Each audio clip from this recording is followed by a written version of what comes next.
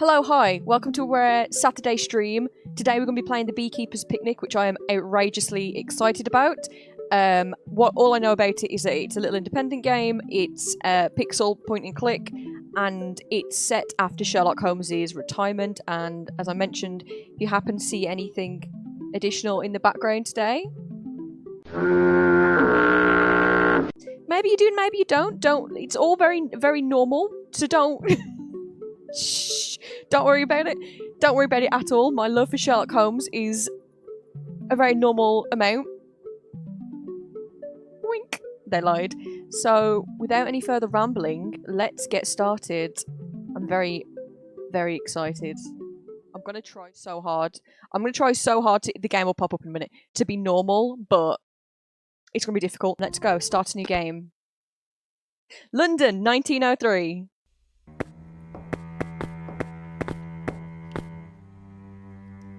Well, I was correct in my summation then. This is where the printing press created by the master counterfeiter Prescott was hidden. There must be 2,000 counterfeit notes here. If all these had entered circulation, the Bank of England would have been severely undermined. Now we only have to wait and catch the bird returning to its nest. You think this man, Prescott, will return here? No. He was killed. It is his murderer I mean to catch. James Winter, alias Killer Evans, known to have shot 3 men in the States. Well, if our Wild West friend tries to live up to his nickname, I will be ready for him. I have my revolver. Oh, Good old Watson. Good old Watson. Not Stay where you are, cowboy. Mr. Evans, if you value your life. You have a gun trained on you, and Scotland Yard will be with us in a few moments. I would advise surrender. Well.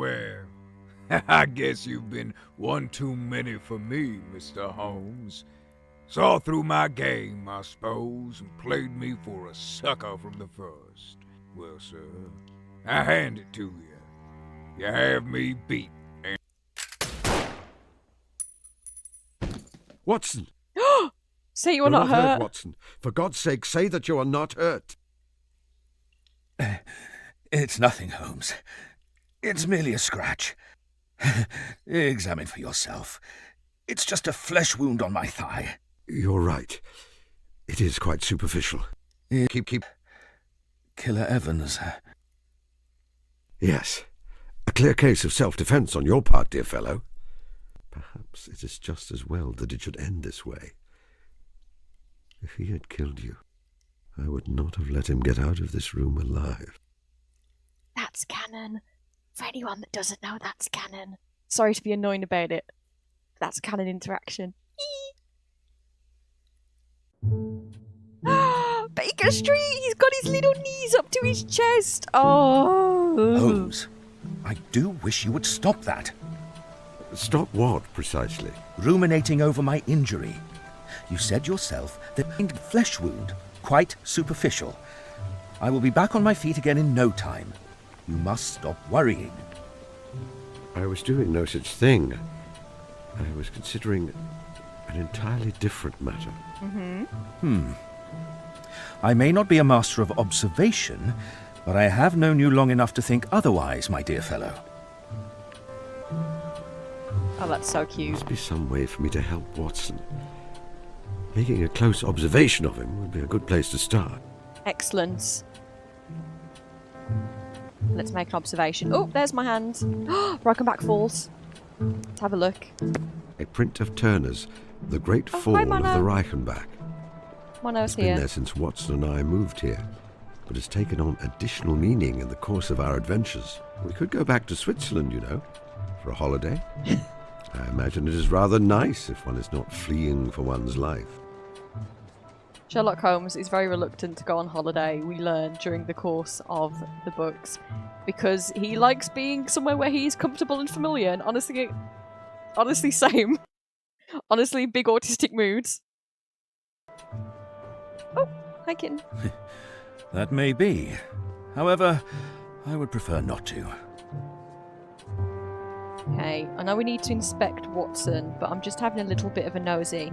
Ooh. Chemistry set. I'm sure in the books they refer to it as like he calls it like his alchemy table or something. So let's have a look at the newly beaker. washed glass beaker.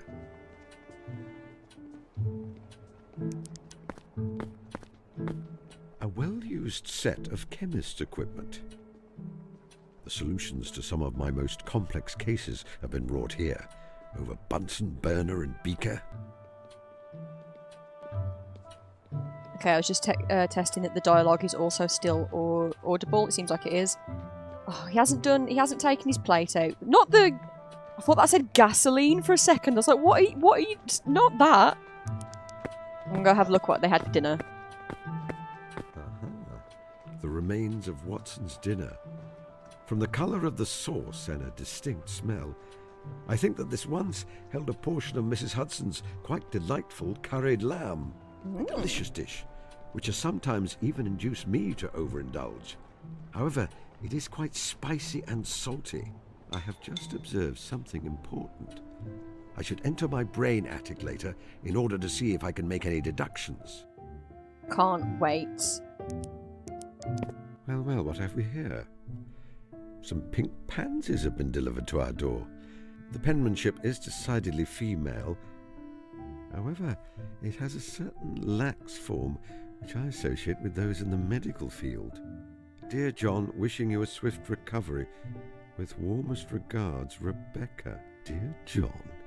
Very presumptuous. Dear John. How presumptive. How presumptive? Calling people by their first names. Get it together. So that's for picking up and that's for conversing with. This is Watson's gasogene. It is quite a clever device. The lower chamber contains water. The upper contains tartaric acid and sodium bicarbonate.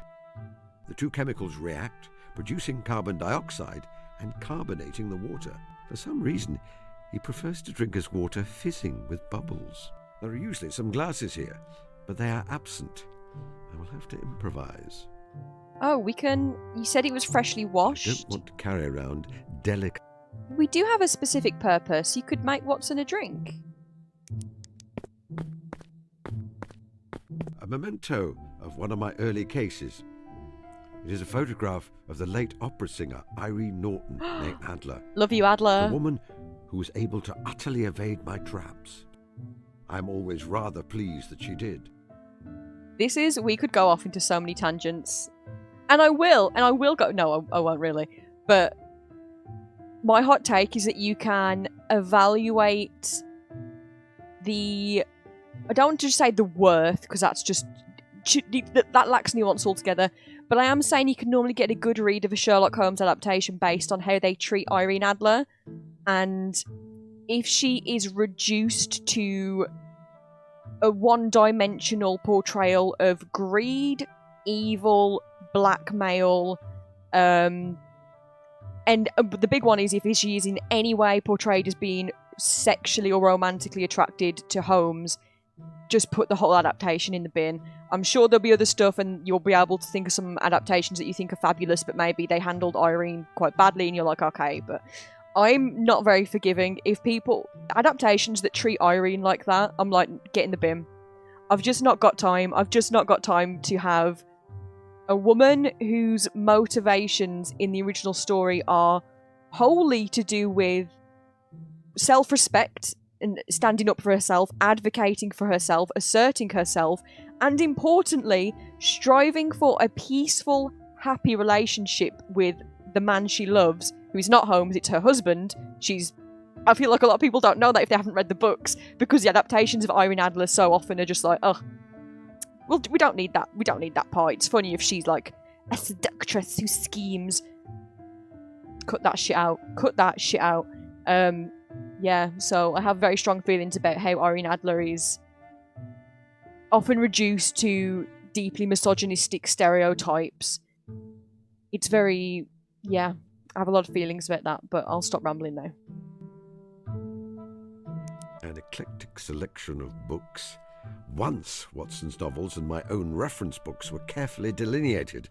and after many years of living together, they are hopelessly muddled. That's very sweet. Is it the same over there? I'm guessing it's the same over there. A Telephone! rather bulky, wall-mounted telephone Ooh. with a tube to speak into and one to raise to your ear. I have seen more compact models. However, it has served me well enough since I installed it several years ago. Okay, let's have a look at Watson. My intimate companion and biographer, Dr. John H. Watson. Shall we see what can be observed about him? I should visit my brain attic afterwards to see what deductions can be made based on my findings. Okay, what do we notice about his expression? His look of concentration is occasionally interrupted by him wetting his lips and clearing his throat slightly. Is he dehydrated? I have just observed something important. I think he's dehydrated. We need to get him a beverage. What's he reading? It is a yellowback novel entitled The Lady Detective Makes It Right. Ooh. There is a picture of a young lady examining a footprint on the front, an advertisement extolling the virtues of cocoa on the back. Watson's leg, injured. He was shot in the left thigh. The evidence is mostly gone. His blood-stained trousers have been burned.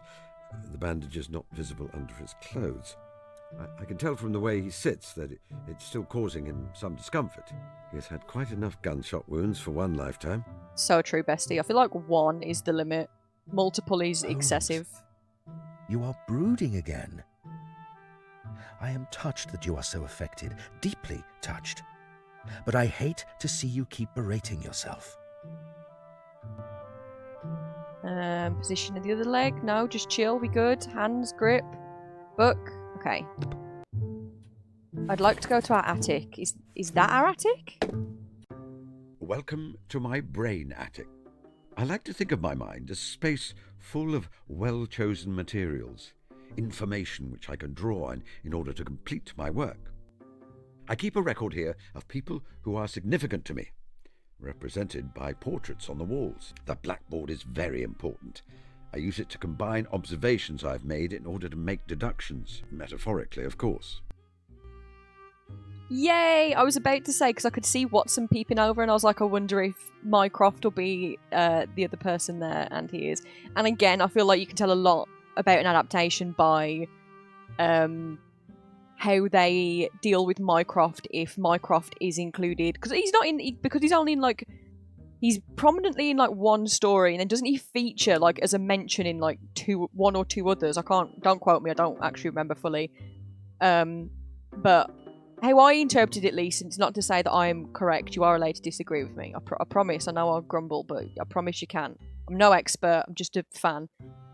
But I feel like Mycroft and Holmes genuinely deeply love each other, and any kind of dysfunction in their relationship isn't actually dysfunction. It's more to do with their relationship isn't stereotypical. I should say it's not atypical. It isn't stereotypical. They don't express affection the way that other siblings might express affection. So I feel like some adaptations think it's strained, whereas I would argue it's not strained. How they love one another is entirely true to their characters, but I don't think it takes away from the fact that they do love each other. And I would like to think that Mycroft was a good older brother to Holmes, and perhaps he struggled with Holmes a little bit, because I can't imagine Holmes was an easy child or, you know, an easy younger sibling to have.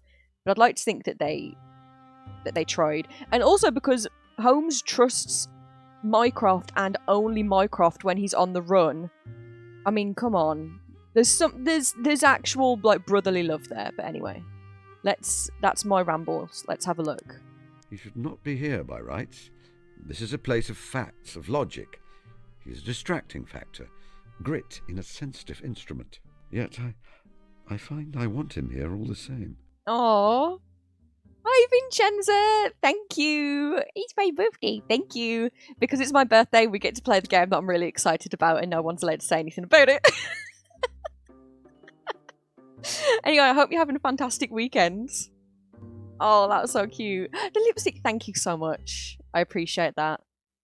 It's actually, you know what? I put it on now about 6 hours ago, so it's holding up pretty well, which is unusual for how I apply makeup, which is to say badly. Let's have a look at the brother Mycroft. Mycroft. He is my superior in observation and deduction, although he does not have the energy or ambition to be a detective.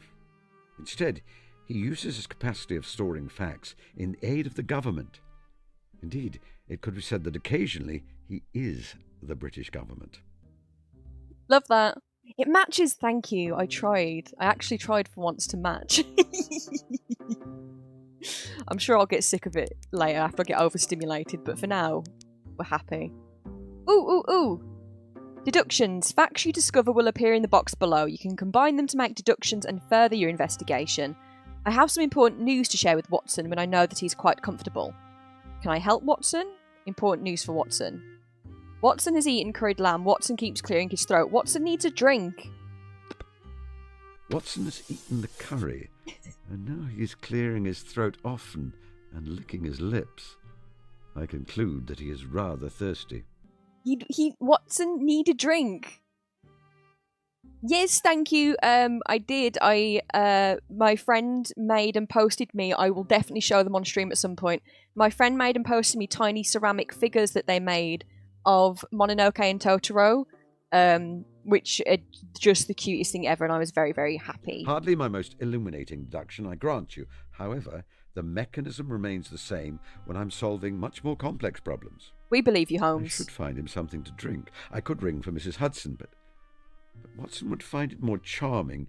Watson would if I find were it more to find him something to charming. drink myself. Would he find it charming? Why do you want that? Watson is thirsty. Watson insists that he does not require anything, but I want to be absolutely certain. I should examine him and the room for clues. I have important news to share. Watson's thirsty. What a beautiful gift. Honestly, I immediately messaged them to say how gorgeous it was and how happy and grateful I was. I can't wait to show them on stream. I'll probably put a picture on Blue Sky as well. Yeah, just very, very, just very sweet. Also, gay. Clocked. Speak on it, Vincenzo. Clocked. Right, let's go get our favourite boy a drink. Can I have this beaker? Ah, yes, I shall take the beaker. Gay positive. Oh, it's always gay positive in this stream, don't worry. I don't want to pick it up, but I do want to use it. Make use of. I hope you will momentarily forgive me for casting aside the diaphanous fourth wall which exists between us. Oh. But you must take the beaker from out of my inventory and then use it with the gasogene. Sorry, Holmes. Can I drag it, or do I click? I click and move. There.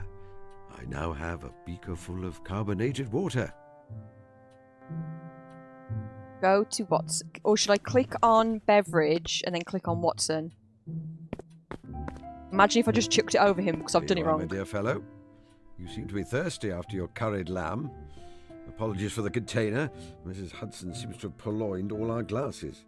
It is clean, I assure you. Thank you, Holmes. You are right. I am thirstier than I realized.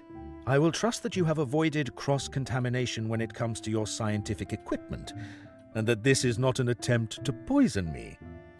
Well, I've done that for him at least. Perhaps I should stop delaying. There's something important I need to speak to him about. Oh my gosh, what do you need to speak to him about? Converse with Watson. Oh, I don't want... I'm really excited to know what he has to say, but I feel like... Let's gently. Did you enjoy dinner? Did you enjoy your curried lamb? Yes, very much. Mrs. Hudson may still have some available if you are hungry. You must eat, Holmes. The case is over. Listen, how's he going to remain a skinty legend if he actually does things like have a healthy eating schedule? Again, I will say. You've been doing any writing lately? Have you written any stories lately? I've had some attempts at jotting down some historical fiction, but I'm struggling to find a home for them. I may make an attempt at writing up more of your cases. The affair of the dancing men would be popular, don't you think? It certainly had a touch of the sensational about it. What do you think about us getting a dog? Have you ever considered getting a dog, Watson? Sometimes. I am fond of dogs. They require considerable care, however. I was literally just about to say, I feel like it's made very clear in the books that Holmes is quite fond of dogs, and I would love him to get a dog, but I literally thought that I was like, I'm glad that in the books they don't actually adopt a dog, because that dog, the neglect that dog would face, the instant neglect, that dog would be so malnourished. I don't even mean underfed, probably like overfed, but it would be fed like Holmes's dinner. It would be fed like biscuits. It would be eating off the plates, and then it would eat something off Holmes's chemistry table. That dog would be dead. So it's probably better for everyone that they just play with Toby. But I kind of love that. I love that Watson's also of that mindset of being like, yeah, we would love a dog, Holmes. You know, you actually have to look after a dog, though, right? Indeed. Yet they are loyal beasts with excellent noses. You remember old Toby, kept by Mr. Sherman? If we had a little more space, and I thought Mrs. Hudson would allow it, I may have thought to buy him and have him here with us. Toby. But now both man and dog are No! long dead. Oh, such is the way of things. I forgot it's 1903. What do you mean dogs aren't immortal? Also, sorry to Mr. Sherman, sorry to that man, but oh! Anyway, we've done small talk successfully. Wait a moment. The thing I wish to say to Watson is quite significant. Am I ready to take this step? Oh my god, Holmes, what is it? Yes. Watson, we must discuss something important. Earlier, you presumed that I was berating myself for allowing you to come to harm. While my thoughts have turned that way often, ever since you were injured, it was not what I was thinking in that moment. Look at Watson's little blinking face. Rather, I was trying to decide how to share some important news with you. Is he retiring? I have decided to retire. Ah! Retire? Yes, to sequester myself away on the farm of my dreams. I have a notion to take up beekeeping. Give up your detective work? Surely not. You are simply upset because I was hurt. In a week or two... No, I'm quite certain. In fact, I purchased a cottage and some land in Sussex several months ago. I do not crave the thrill of detection as I once did. It is a task for a young man, and I am no longer young. It is time to move on. But what am I to do? Whatever you like, Watson. I am not your keeper. It is rather a large cottage. Watson! Watson, come with! I can't remember exactly, but I feel like in the books, when Holmes retires to Sussex, Watson goes back to practicing, or he already was practicing, and he stays practicing in London. I feel like those later stories, the chronology gets a little bit fuzzy-wuzzy, or my memory's just fuzzy-wuzzy. But I really want Watson to go with him. You know that I will never tire of your company. A countryside retirement sounds idyllic. Yet, this is very sudden. I am not certain I am ready for that kind of seclusion. I still have a few decades' worth of a perfectly respectable medical career ahead of me, and people here who rely on me. Once I fail to supply the curious adventures which thrill you and provide you with material for your sordid magazine stories, Holmes. You lose interest in me. Is that it? Don't lash out! Of course not. You know that is not true. Or perhaps you've set your sights on marrying the sensible and pretty matron who brings you flowers and writes you sweet nothings. If you propose, I'm certain she will agree. She has not been subtle about her intentions. Holmes, you are being childish. Yes, I suppose I am. He's just upset, Holmes. Of course, I will come with you if you need me. If you ask me to join you, I will. It's not the same. No, I cannot ask that of you. Ah! You are loyal and true to a fault, my dear, dear Watson, and I am certain that you would give up your passions to join me in mine. This is so true, and I feel like this is something as well that more people should talk about and take the piss out of. That early on in their relationship in the books, I really loved how, and actually to be fair, this doesn't necessarily die off, how often Holmes and Watson are so excessively polite to each other about their adventures. Holmes will be like, if you've possibly got an afternoon free, and you know, if you've got something else on, I totally understand, but if you wanted to, like, I don't know, come with me, like, only if you're free, and it wouldn't be a bother for you, that would be really fun. I mean, it could be fun. And then Watson will always be like, oh, well, only if I wouldn't get underfoot, and, you know, I wouldn't possibly be, I wouldn't force myself upon that situation, you know, you're at work, and I would, and it's just like, oh my god, both of you want to do this thing and to do it together. Please just, like, they're so excessively polite, and I swear, and again, unless I'm misremembering, for the first few, like, weeks of Watson living in Baker Street, he doesn't know what Holmes does because he's too polite. Because Holmes is off doing stuff and he's too polite to ask Watson to come or, like, bother him with his stuff. And Watson is too polite to be like, what the fuck are you doing? What are you up to day and night? What is happening? So they just politely like, oh, hello, ha ha ha, hee hee hee hee. Anyway, once they finally become deranged around each other, love that. But I just love this. I still love they have that dynamic where Watson's like, I would do anything for you. Of course I'll come if you need me. And Holmes is like, nah, if it's going to put you out, I will never ever force you to come to something you don't want to do. If you did, a seed of resentment would be sown which might drive us apart in the end.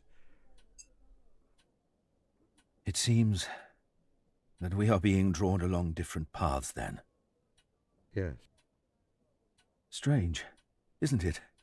No, because you were drawn along different paths previously and you ended up back together. Watson, learn a lesson. They were wonderful years, weren't they? I loved every moment. Watson, they were glorious. We were glorious. You won't vanish on me, will you, Holmes?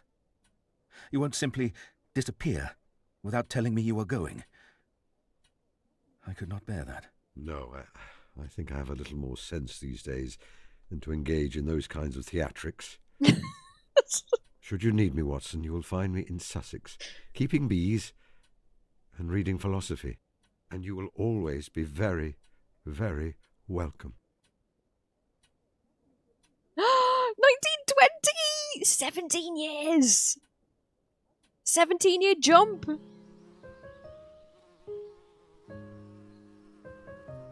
This grey mustachioed old man, is this Watson? Is this Watson back from, because it wasn't World War I 1914? Surely Watson at that age did not go and serve in the war.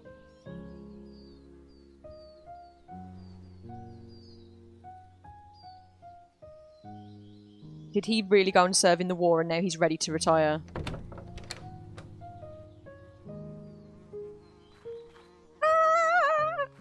Watson, are you going to loiter on my doorstep all morning? Good afternoon, Holmes. My word, you look well. I don't think I've ever seen you with so much flesh on your bones and colour in your cheeks. I remain as wiry as ever under the knitwear, I assure you. He said, don't get it twisted, I'm still a skinty legend. I must apologise for turning up out of the blue like this. I know I should have written to you ahead of time. The bees. My ship came in this morning and I found myself unceremoniously deposited back in England. I couldn't face the hubbub of London. I really am dog-tired. And you do have rather a good track record of perking me up when I'm back from a war. So I thought, I hoped, if it is at all inconvenient, then you must tell me. What did I say? I am certain I can find alternative accommodation. Watson, kindly stop talking nonsense. Come inside, get out of that uniform, and make yourself at home. You must stay for as long as you like, my dear, dear Watson. Watson is by my side again. I must ensure that he's able to rest and recuperate, and find a way to tell him, well, many things. Love, love, love, love, love the mimicked layout with the... But how? The chairs and the Picnic, fireplace. perhaps, on the cliff tops. You would like that. The perfect moment of peace and tranquility after the bloodshed he has seen. All the lives he has saved and not managed to save. I will ask my housekeeper for suggestions for what I will need. She can generally be found in the kitchen. Oh. Watson chair, but not for Watson. A Gramophone. device for playing sound recorded on a disc made of shellac. Although acoustically it is a Platonian shadow of true music, I must say that I enjoy putting on a record in the evenings and enjoying a concert in the comfort of my own home. Oh, of course, because he used to go to music halls in London. I doubt there's music halls out in the countryside. When did music halls die off? Were they dead by now? 1920? I don't know enough. I'm sure this is an area of like history that some people are very passionate about. Unfortunately, I just don't know a lot about the history of that sort of entertainment. Dr. Johnson once noted that time, with all its hilarity, moves slowly to him whose sole employment is to watch its flight. One does not need to worry about time racing forwards with this particular clock. I removed the pendulum after finding the noise irritating. If you hear any ticking, it is coming from the clock behind you on the opposite wall. Kept the painting. Not the foot tap. A print of Turner's The Great Fall of the Reichenbach. Watson accuses me of morbidity for keeping it here. I feel it does a man no harm to look at his own death once in a while. Speak on it. The protective hat and gloves I use for tending my bees. My Stradivarius, purchased at a pawnbroker's in Tottenham Court Road for 55 shillings. He loves telling people how cheap he got his Stradivarius. Anyone who... You know what? Real. You know when you get a real bargain, especially in a second-hand shop or an antique shop, and you're like, listen, I need everybody to know. I need everybody to hear about my great purchases. Speaking of today, I went second-hand shopping. That's why I was out and didn't start stream earlier. You want to see the amount of cat-based knickknacks I have purchased. It's truly a despicable amount. I will show you later. Lamp. I always find this style of lamp slightly disquieting. I was almost killed by one once. But Watson can tell you the story better than I. Is that a little mouse hole? A very friendly and intelligent pair of mice live in there. Watson likes to joke that he swears that one of them plays the violin. Oh, is the Great Mouse Detective? Is that a Great Mouse Detective reference? Love the Great Mouse Detective. Anything else I can click upon? Door to outside. No, let's go into the kitchen. What happens if I say converse with the door? Don't be absurd. Oh. Sorry.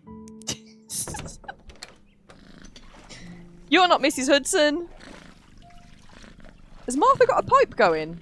Hell yeah, Martha. Can I click on anything else? Kitty!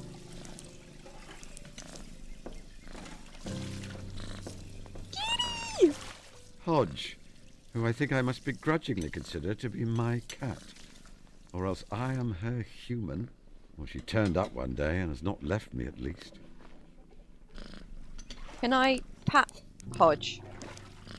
Oh, but she's sleeping. Okay. She looks so peaceful. I don't wish to wake her. That's valid. That's correct. Besides, it would compromise her dignity. You are correct, but I just wanted to cuddle the kitty. I'm sorry. I am sorry, everyone. What happens if I say pick up Martha? I was an accomplished boxer in my youth. She would trounce me utterly if I tried. That's so real. Examine Martha? What's she got going on?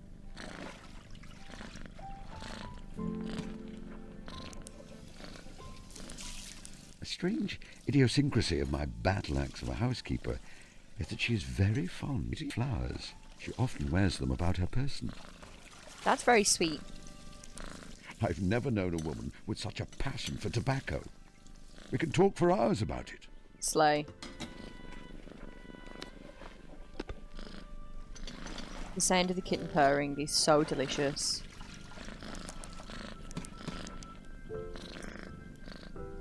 How are you, Martha? How are you, Martha? Very well, thank you, sir. Although I am quite busy at the moment. Sometimes it feels like this house is lived in by a couple of elephants, not two distinguished gentlemen. Sorry, look, there was a bit floating in my drink. I was like, that better not, but I don't think there is. I think it's just my vision. Do you know anything about how I make a really good picnic? Martha, I'm planning a surprise picnic for Watson. What key components would you suggest are required? Okay, what's the correct answer here? What are the key components for a picnic? Because I feel like a classic that you have to have at a picnic to make it a picnic is sausage rolls. Not that I can even eat sausage rolls anymore. That's not the point.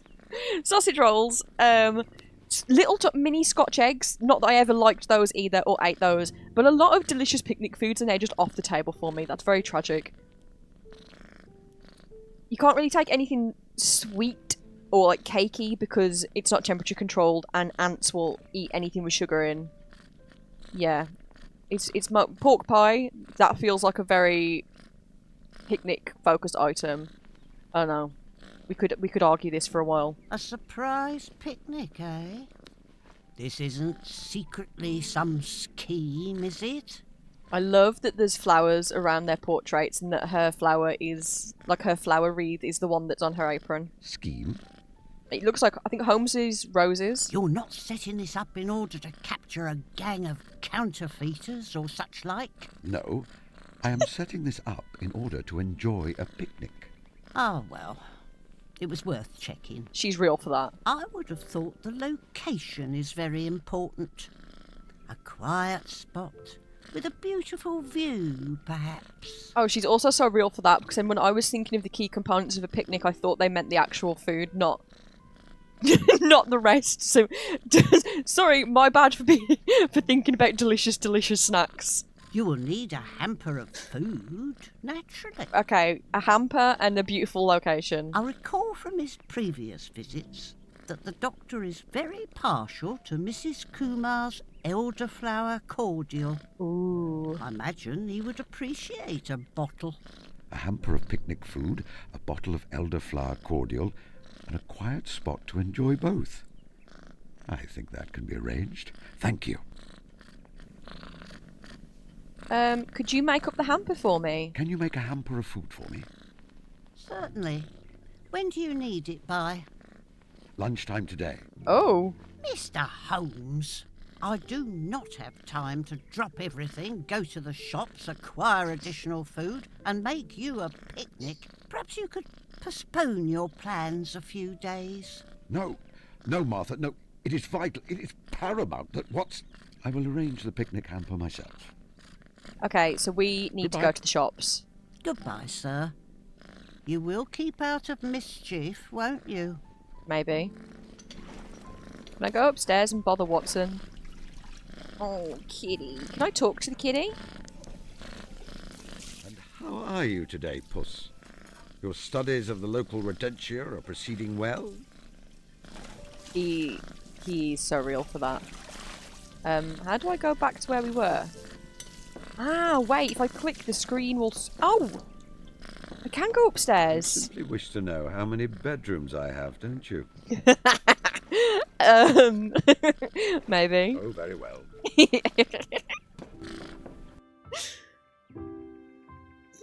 Daughter... Not the Holmes. Not the bullet wound. The bullet holes. I was going to call them wounds. I was bored. What happens if I say make use of? Will he shove his finger in one? Use them how? Just put your finger in for fun. I don't know. Martha may hear. She already knows I am eccentric, but that may be a step too far. A plant. So Martha's room, Watson's room, Holmes's room. Can we go spy on their rooms, or is that rude? I cannot tell by a mere vision. Okay, it's locked. Can we go in? No use. It is locked. And I should probably mind my own business anyway. Watson! Watson? There is nothing of particular interest. I suppose I could dust for prints. I think I can recognise Watson's on sight. But what would that accomplish? I don't know. I'm just being nosy. Oh! My word. It's very pretty in here. Look at all the yellow flowers. For many years, this was a lumber room. I made it ready for Watson prior to his arrival by bringing out the few belongings of his I retained from our Baker Street days. Clearly, he has added to the nest the items he brought in his suitcase. Seeing all his personal effects here makes me feel as though I've stepped backwards through time. That's so lovely. Oh, is that Mary? I remember that day. I was convinced that it would be the end of all things. That with a beautiful young bride, Watson would forget the friend who he used to lodge with. It was nearly true. We did not see each other for a few months. It is only with the distance of years that I Yeah. realise that was due to my own stubbornness. Real. Because doesn't Watson say, like, yes, he's getting married and moving out and doing his doctor practice, but I'm sure he says that Holmes can visit, and Holmes doesn't. Which, yeah, speaks for itself. Enough said. Ooh, let's see what he's writing. Let me see what Watson has been writing. Aha. It is one of his memoirs about my cases, the affair of Professor Presbury. I've said for many years that he should publish on that matter, if only to dispel some of the ugly rumours which echoed through London society some 20 years ago. Now, what does he say about me? He's always overly flattering. Rarely does he spare me any blushes. The relations between Holmes and I those latter days were peculiar. He was a man of habits, narrow and concentrated habits, and I had become one of them. Oh dear. The blush! As an institution, I was like the violin, the shag tobacco, the old black pipe, the index books, and others perhaps less excusable. Do they mean the droogs? His remarks could hardly be said to be made to me. Many of them would have been as appropriately addressed to his bedstead. Oh, Watson, I am sorry. Oh dear. Flowers, books. We looked at his writing. That's Sherlock Holmes. What happens if you click on him? Ah, nothing. Stethoscope. I much prefer this style of stethoscope to the sort that is more like a rigid tube. Can we steal it? If I take it, Watson will wonder where it has gone. Okay. Can we steal his writing? Watson would prefer it remain here, I'm certain. Okay, I'm just trying to pilfer things. Hats! A Turkish hat made of red velvet. Watson believes it suits him. It does not. Steal the hat. No, I refuse to wear it. Firstly, because Watson likes it and would not like me to interfere with his belongings. And secondly, because I would look very silly. Okay, that's valid. That's fair. Mirror!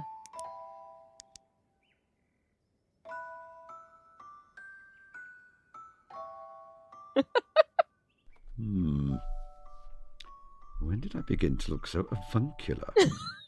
Not this. Steal mirror. Arthur would say that is an excellent way to do myself a mischief. That's so real. Ba-ba-ba-ba. Okay, go through the door. Holmes's room. Let's go in. Beautiful. Are these criminals? Yeah. But that one has a name, Enola. A small part of my collection of portraits of celebrated criminals. I removed most of them on leaving Baker Street, but my room would not feel homely without one or two about the place. A nefarious cat burglar, known for charming all those around her. This is not my entire laboratory, but a small selection which serves me well for most things. The microscope sees the most use. Oh. The skull of a gannet. It was a present from Miss Tilda. She found it on the beach. That's nice. Paintings. Last October, I decided to challenge myself to paint a small painting, one each day throughout the month. I only completed 8 before I became distracted by another project. It happens to the best of us. My current favourite dressing gown. I've had quite a number over the years. Cozy, cozy boy. Bed warming pan. If my humble home has any faults, it is that it can become very cold in the winter. This device can be filled with embers from the fire and then used to heat the bed. I keep meaning to invest in a rubber hot water bottle instead. Is it less of a fire risk, I would imagine? Also, imagine if you accidentally touch this. It would burn. It would burn your skin. Can I look at the papers? I can't. Can I take them? Best to keep them there where I can see them. Oh, but why can't I... Papers. Examine. I keep notes to myself, pinned here with a jackknife. Let me see. Throw away mould experiment under bed. Dated to 3 weeks ago. Did you do that? I may need to add a new note reminding me to warn Martha before she tidies under the bed. Holmes, get under that bed. Okay, he's leaving that for Martha. Holmes, you're an absolute menace. Let's go. Okay, loved that. We need to go shopping. Downstairs. Can I... Like, what's over here in the rest of the kitchen?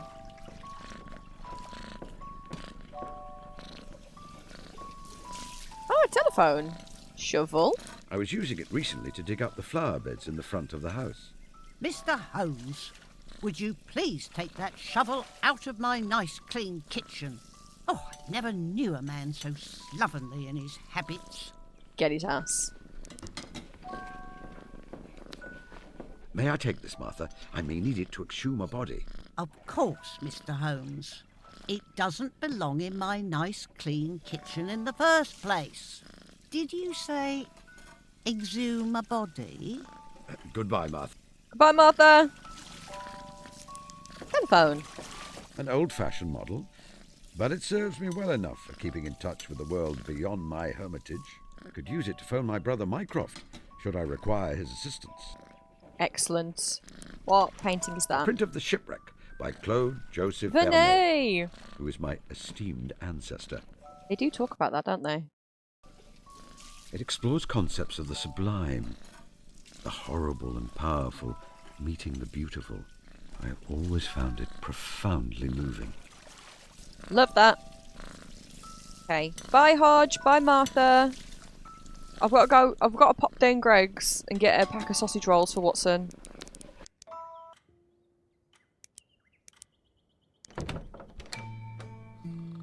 Watson's asleep. Look at the bumblebees.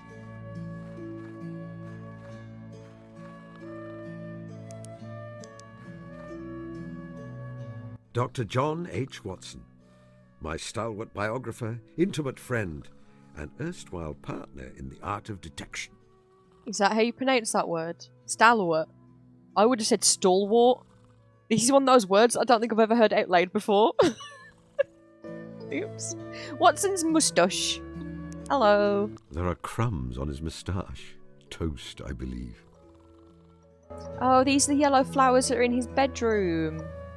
What happens if I say pat his moustache? It is not one of the faux moustaches I've sometimes worn as part of a disguise, so I cannot simply remove it. Oh. Why would I want to? It suits him so well. Look at Holmes's little face! Chill. He loves that moustache. Watson's hands. Calloused, I would imagine. Clearly he has been writing this morning. He has ink stains on his hands. Also, I observed him doing it. Look how happy he is when he talks about Watson. What happens if I ask him if he could pick up a hand? Holmes? Why are you holding my hand? I thought Holmes would sass me. He is wearing his sturdiest Moving boots, on. the ones he usually reserves for muddy walks. What happens if I say steal his boots? Watson is rather good at pulling himself up by the bootstraps. I do not need to do it for him. Okay, bye Watson. I won't talk to you and wake you up. Also, I didn't hold your hand. You dreamt that. Goodbye. Ooh. My extractor, designed to drain honey from a beehive frame. A stainless steel cylinder attached to some bellows. Is that to gas the bees to sleep? Oh, I wanted to click on that plant, but I can't. Roses! Like Holmes's portrait. Bumblebees! No, not Toby the Third! Noble hound, the finest canine in all England with the best nose. Toby, third of that name. Gosh! I say, that's a little rich. All true, of course. Would the great Sherlock Holmes accept anything less in his loyal hound? Why can he talk? Now there, my boy, would you like a cuddle? Not right now, Holmes. There might be a cat watching, and I'd never hear the end of it. Ah, well, I suppose you never were a lapdog. Why can you talk but Hodge can't? He is a useful pup in many ways. An excellent guard, good in a scrap with an excellent nose. But you must be more specific. So I guess I can show him something to sniff at some point, perhaps? They are buzzing around in fine form. If I want to open the hive, I should subdue them first. So I'm sure we could probably go and get the smoke and do that. I don't know if I need to right now, but seems like an option. So if Holmes, I ask you to pick up the smoker. We haven't got our beekeeping gear on though, is that going to be a problem?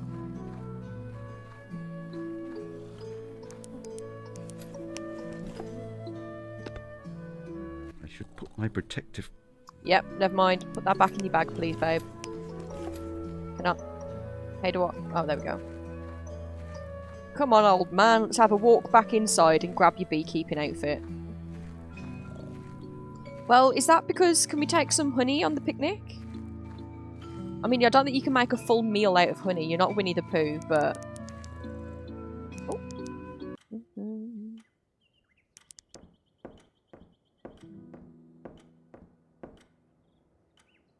Can we take the violin? Oh, we can. I don't think we can pocket the gramophone or the grandfather clock or the lamp. Oh, Morocco. Isn't that where he kept his special medicine? I keep little cloths in there for cleaning my spectacles. Honestly. I would prefer it remains where it is. Good boy. He's changed his ways. Sneak past Watson in his lovely big socks for muddy walks. Speaking of, I fell over today and got mud all up my jeans. It's been ages since I fell over. I slipped in a patch of mud. It was very, very funny. So let's put the beekeeping suit on Holmes. Let's use the smoker on the bees. It has been known for time out of mind that bees are calmed by smoke. The precise mechanism is a matter of hot debate in apian circles. I am of the opinion that bees communicate danger by releasing subtle smells to one another, which the smoke interrupts. I wrote a short monograph on the subject, if you're interested. It only takes a light touch. I do not want them to be stressed. Good, let's not stress them out. Play Video games! Bingo! Hi, Neon. Imagine you sleeping in all the thrifty cats. They land on their feet because they're cats. Fortunately, this was actually when I left the house, so before I'd even got to town, and I didn't want to turn around and walk home, even though it would have taken literally 5 minutes. I was like, no, I'm just going to go into town with mud up my legs, like I don't... It's only on my knees. I think it's quite a vibe. But anyway, Neon, I hope you're having a lovely weekend. So don't worry though, the cat trinkets were safe. So now, how do we pick up honey? Just with our hands? Oh, yeah. There is a full tray of excess honey here. I will take it with me. Do we have to take it to... He said there was like a processor machine or something over here, didn't he? The honey extractor. Is that what we need? Ooh. Oh, that's delightful. The honey is now in the extractor. I will take the empty tray with me. Should we put the smoker back? Oh, we can't put it back. I guess it just stays in our pocket now. That's okay. Should I put the empty tray back?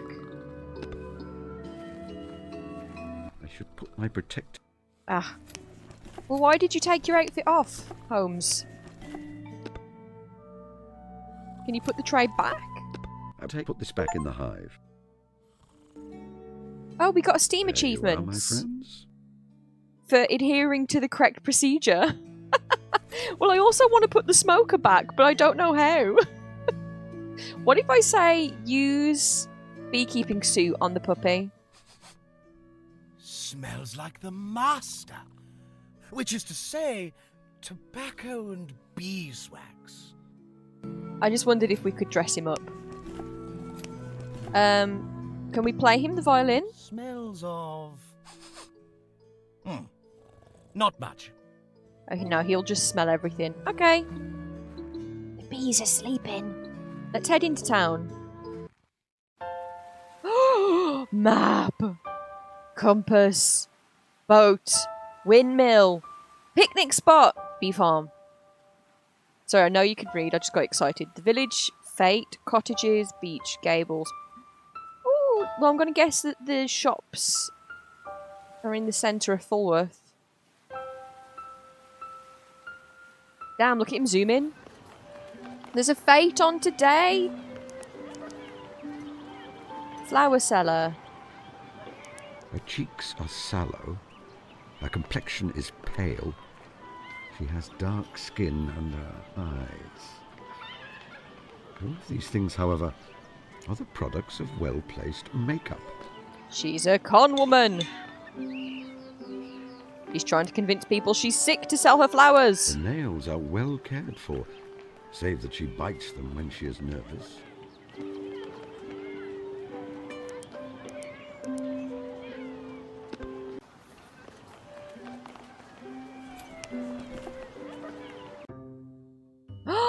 Oh, look, his brain attic is updated. It used to just be Watson and Mycroft.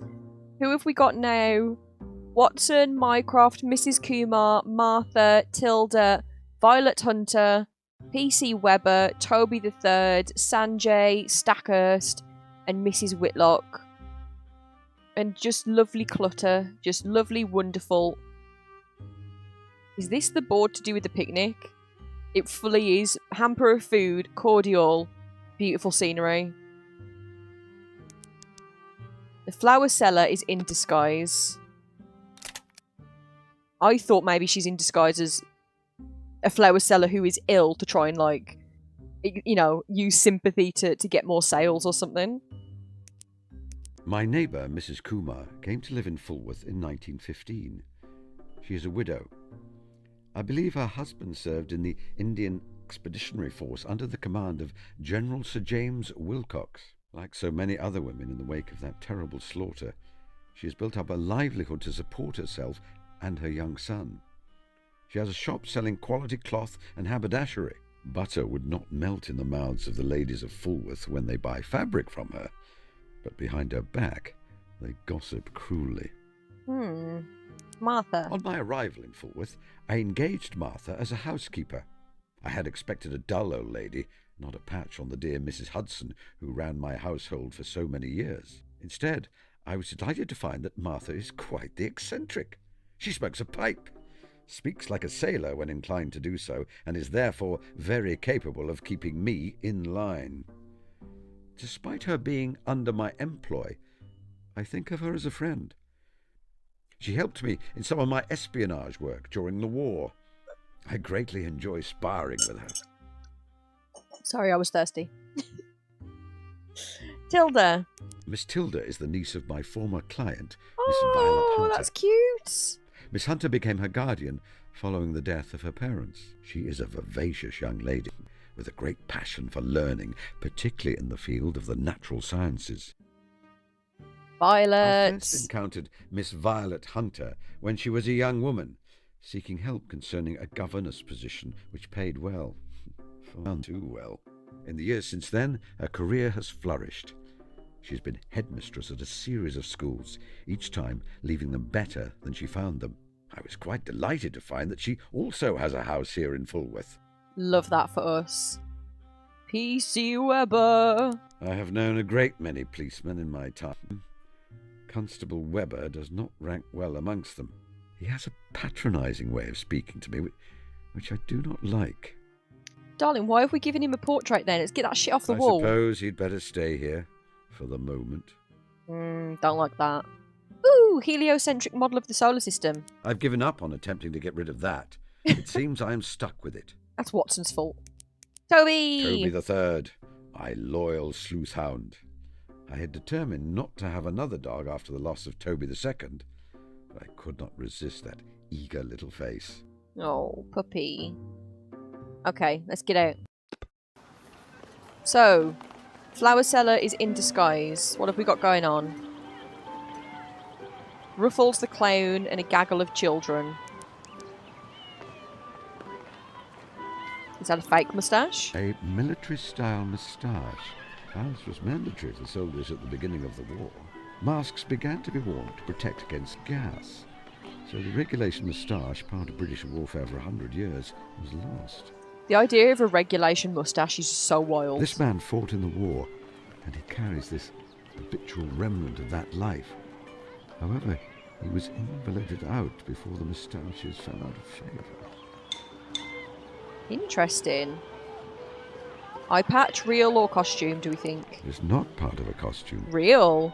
Underneath the eye patch and his pancake makeup, I see scar tissue. Do we reckon that's why he wasn't allowed to fight in World War One? Impaired vision. Nothing else to observe. We can't just reach out and grab someone's eye patch, I fear. Can we observe the chilblains? Just Lillian. Hi, Lillian. She looks like an interesting young lady. Oh, do we not know Lillian? Let's speak to Lillian. Hello, mister. Do you like my hair ribbons? I think they're really special. Lillian is straight to the point. She's like, you, tell me how cute my bloody little hair ribbons are. Indeed. They are very charming. Thanks, Lillian. Can I speak with Ruffles? Or is he busy? Hello, hello. That's what I sound like, really. Maybe we don't open with saying you were in the war. Who might you be? And who might you be? Ruffles the Clown at your service. Honk honk. Sorry for having to say Hong Kong. I used to have a little horn, but I've lost it. So now I just say Hong Kong in a cheerful sort of way. Oh, okay. Honk honk. Honk honk. I see. I am Mr. Holmes, a beekeeper. Your name is Raffles, like the famous cricketer AJ Raffles? My name is Raffles, like the famous cricketer AJ Raffles. No. Ruffles. Like material gathered along one edge to make an ornamental frill. Oh, I see. I wondered if you were a relative. You knew AJ Raffles. Ah, he was a bit of a hero of mine when I was a lad. Our vocations meant that we moved in the same circles. How goes your How clowning? goes your clowning? Very well, thank you, sir. Do you want me to look for your Do you horn? need me to find your horn for you? Oh? No, why the dickens would I want to send a stranger off to find something I've lost? Seems a bit impolite. Besides, I know where it is. Is this his whimsical intonation? Why does he speak like I this? thought you said you'd lost it. I lost it in a game of cards in Newcastle. Oh. Ah, it is unusual for a clown to We're wear getting an rude. eye patch. Clowns wear all kinds of silly things. Beep beep. Beep, beep. Beep beep. What the hell? Let's just get to it. You were at the war. You were at the front in the war, I perceive. Or? No. Ruffles the Clown doesn't know about such things. Yeah, like Holmes, he's entertaining children as a clown right now. I tell you, would you like to see me trip over into a custard tower? Yeah, let's not ask people about their experiences of war. Not particularly. This is what happens when Holmes goes out without Watson. Goodbye, sir. Bye, Ruffles. Mr. Manders, Philip, and Hans? Hi, Mr. Manders. Long-time resident of the village. I believe he is some kind of writer, although I observe some signs that he spent time in prison in his youth. Philip? One of my neighbours, a dapper gentleman in his 40s. And Hans. A gentleman who is fond of cats and enjoys attending concerts. I believe he lives in the village. There's a church back there I can't click on. They've got a maypole, but I can't click on it. Yeah, let's chat to people. I'd better not. He always gets very anxious when I try to speak to him.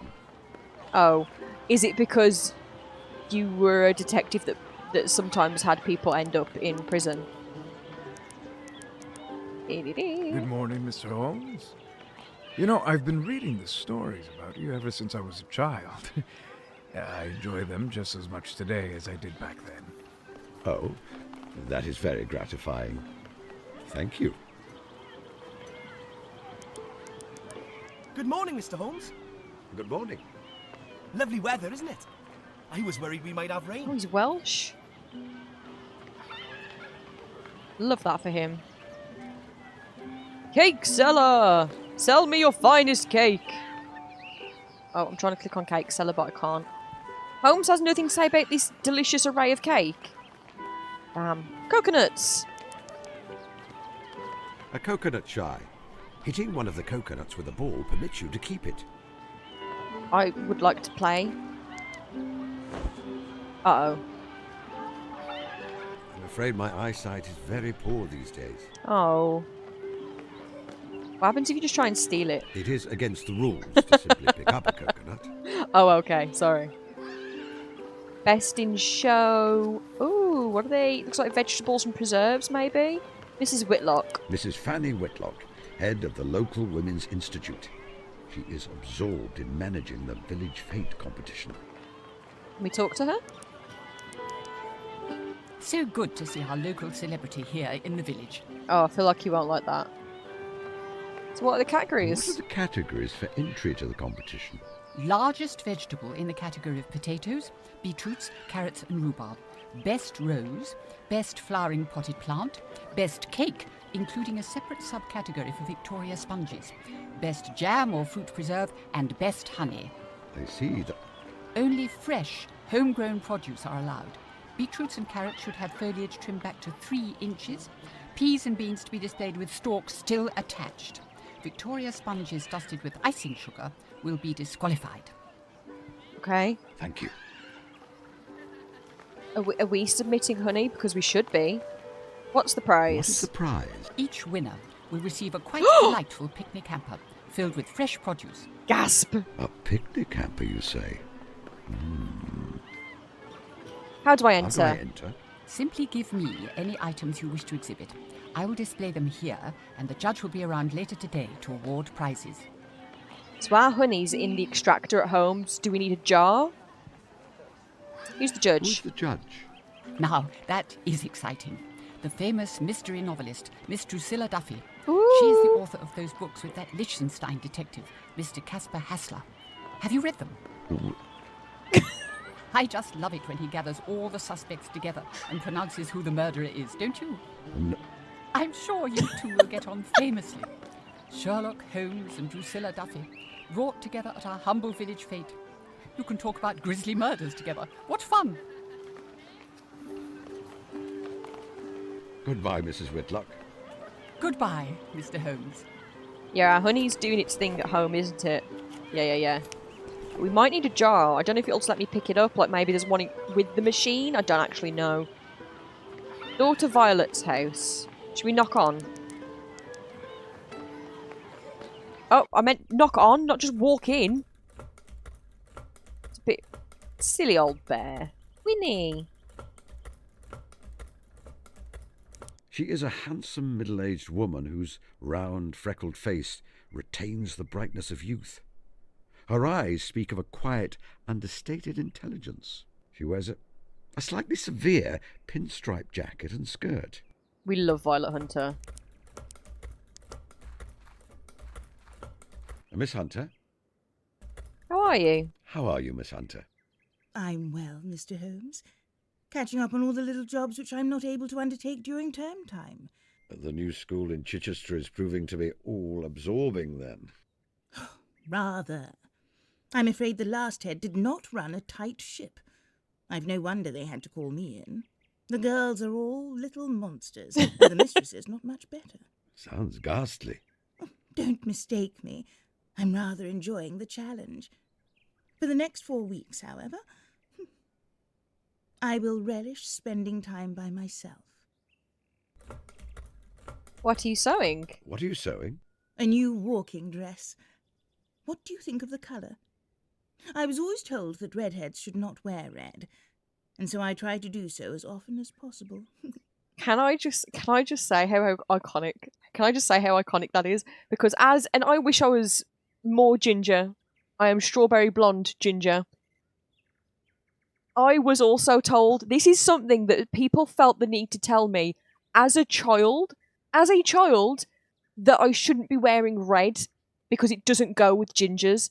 Which, as a child, can you imagine how perplexed I was? And then on reflection, I'm also like, why was anybody commenting on a child's appearance? Firstly, mind your business. What were you talking about? But also because it was the noughties and 2010s, and I had red skinny jeans. Listen, listen, I was like literally like 11. It was a different time. But this is a real thing. People tell gingers that they're not supposed to wear red, and I also love that I wore red today. Apparently, washes out our hair and brings out because like not all, but a lot of ginger people who will also be quite flushed and freckled and things, and it apparently brings out the ugliness of our complexities naturally. But it's kind of weird and inappropriate, isn't it? Oh, we'll just say I like that colour of red. I am no expert in ladies' fashion, but it is very cheerful. You would not rather have a seamstress make it for you? Oh, no. I enjoy making clothes. I find it relaxing. In fact, you should let me make you something. All I would ask is that you bring me the material you want to use. As a spinster, I don't get the opportunity to make men's clothing. I did try once, for a neighbour. Oh, not this. Unfortunately, he misunderstood my offer for, well, a romantic overture. Not the giggle. Poor fellow. I had to let him down gently. You know that Watson was quite convinced that I was holding a candle for you when we first met. No. Surely not. How funny. Watson is hilarious because every time Holmes has an interaction with a woman, Watson's like, this could be it. This could trigger something in him. And every time Holmes is just like, can you please be normal about this? Can I please just have a conversation with a woman? And Watson also criticises Holmes a lot for, as he should, being misogynistic, despite Watson also being misogynistic. Obviously, like, true to the era misogyny, but like that, come on. You don't get to excuse it, but it's really funny. Holmes is like, I dislike women because they're always up to something, and I am sympathetic towards women because they're kind of perpetually being exploited, and it just makes me feel bad for women and womankind. And then Watson's like, I can't believe you'd say such things about women. You know how delicate and anxious and fragile they are. And it's like, Watson. Good times. Miss Tilda has been helping me with the bees. Miss Tilda has been helping me with the bees? I know. She reports back to me all their antics. Thank you so much for how good you are with her, Mr. Holmes. It means a lot to a child when an adult takes them seriously, I think. Goodbye. So we could bring her some material, and she'll make us something. That's very kind of her. Butterflies. Some pupating caterpillars and newly emerged butterflies.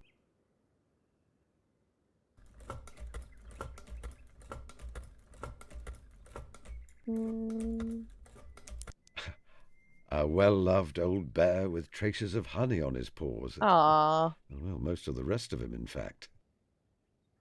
That's really sweet. Anyway, let's head off.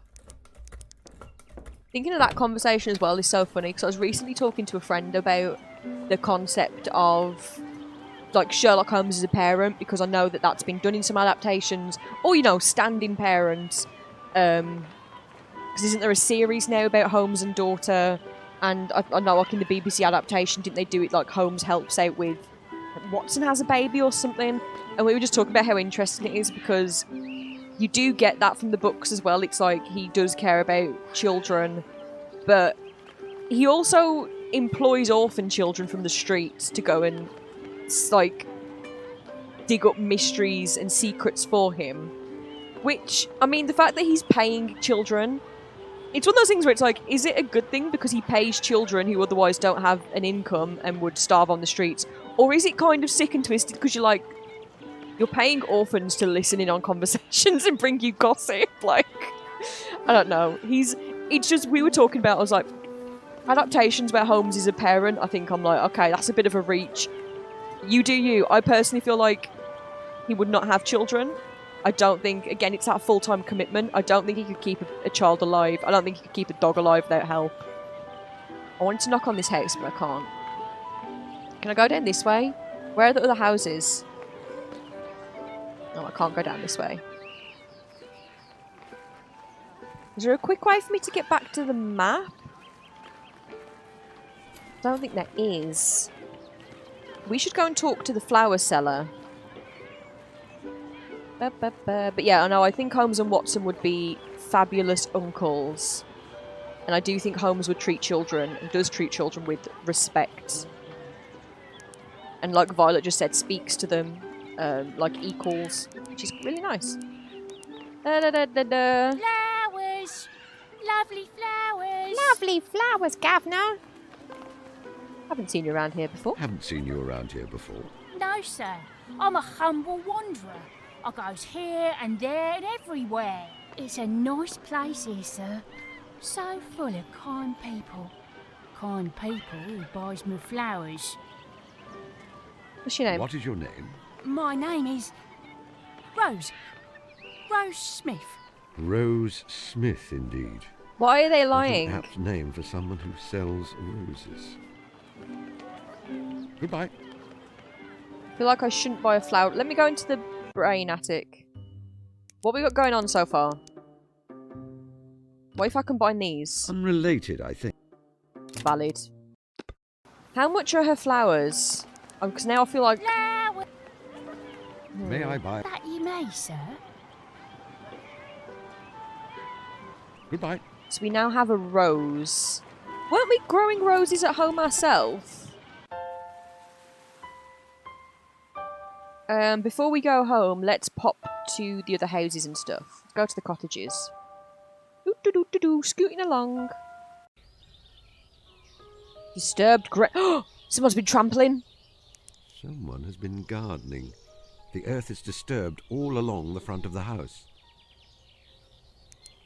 Can I take a sample? I don't know why. It is perfectly fine where it is. I just wanted to grab a fistful of dirt, if I'm being honest, Holmes. I just wanted to, like, grab on. Washing! Mrs. Kumar is washing some sheets. What if I were to happens- make a close study of them, I might be able to find out all kinds of details about her personal life. And I believe that would be a waste of time. And Watson would chide me for being rude. What if I ask him to steal her washing? I would rather not steal her washing. She is a good neighbour, and it would upset her. Yeah, sorry. It's just that thing like in games where you click to do things that you would never ever recommend in real life. But because the option's there, I can't help it. Are we just going to open it again? Yeah, we don't knock. Hi, Mrs. Kumar! Her hands show that she has worked many menial jobs in the past. However, they are currently well manicured. I'm not an expert in such matters, but I would imagine that such a sumptuous dress is the height of fashion amongst Indian ladies. Ooh, she dressed up for the fete. Or she's just having a lovely day. Good day, Mrs. Kumar. Good morning, Mr. Holmes. Ah, she's got like red roses around her as well. How goes it? Is your trade going well? Your fabric shop in Eastbourne, I believe? Yes, indeed, business is going well, Mr. Holmes. I think that with the war behind them, many ladies wish to buy the colourful fabrics I have for sale. And how is your work? You are making more of your wonderful honey? It is the bees who make the honey. I am merely their servant and their student. You know, my boy Sanjay has very strange ideas about you. He insists you are secretly a detective from a book he's reading. An imaginative and observant young fellow. Not this. Not lying. Not lying and making Sanjay seem like he's making things up. Could I buy some of your excellent elderflower cordial? The one that my friend Dr. Watson enjoys so much. I'm afraid I'm sold out at the moment, but I'm preparing a fresh batch as we speak. Are you able to come back another time? I had hoped to have it for a picnic at lunchtime today. That will be fine. I'm nearly finished. An hour or two, Mr. Holmes. That is all I need. Very well. Thank you, Mrs. Kumar. I love that I can immediately ask. So is it ready Goodbye, now? Mrs. Good. Dishes, fabrics. A wide variety of fabrics and other dressmaking materials. Mrs. Kumar runs a haberdashery business. So I could buy fabric from her and get a suit made. What's in the waste paper basket? Aha, what's this in here? Ooh. A large amount of coarse fur or hair. I will take a small sample with me. Mr. Holmes, why did you take that? Call it scientific curiosity, Mrs. Kumar. Poor Mrs. Kumar's like, girl. She's got a clump of fur in her pocket now. Goodbye. Wait a minute. Has someone pilfered her flowers to sell? That lady down there? Wait a minute. Go back in. Can we show Mrs. Kumar this flower and wonder if she will comment like, that's from my garden? A flower for you, Mrs. Kumar. That is very nice, Mr. Holmes, but I am not swayed by gifts or flowers. Perhaps you can find another to give it to. Maybe I'm completely wrong. But disturbed ground, she has roses around her as well.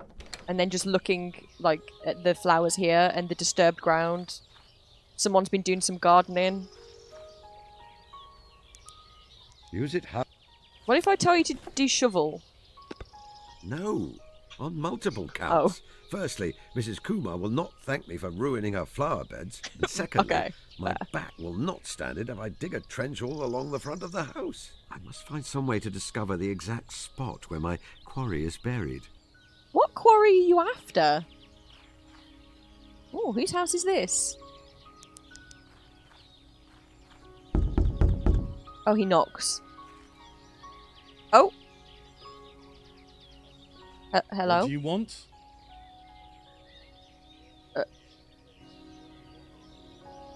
I thought I'd welcome you to the neighbourhood. I thought I would welcome you to the neighbourhood. This house has been empty many years, and now it is not. I must assume you've recently moved in. Excuse me, but I'm very busy. Well, that was rude. What a delightful fellow. Kick his door in, Holmes. What can we observe about the door? It's a door. It's a door. I suppose you're expecting me to say something more involved than that. Yeah. Mentioning the state of the paintwork and small scratches and so forth. Very well. It is ill-maintained and someone has forced it with a jimmy in the recent past. So he's not moved in, he's squatting. I would suggest that the house was abandoned for a long time and that the current resident is a squatter. Knock on it again. We're going to piss this guy off. Hi! What do you want? Think of Fulworth. What do you think of Fulworth? It's a fine place. Very quiet. The kind of place where folks leave a man alone. Goodbye. Such impeccable manners. A gentleman indeed.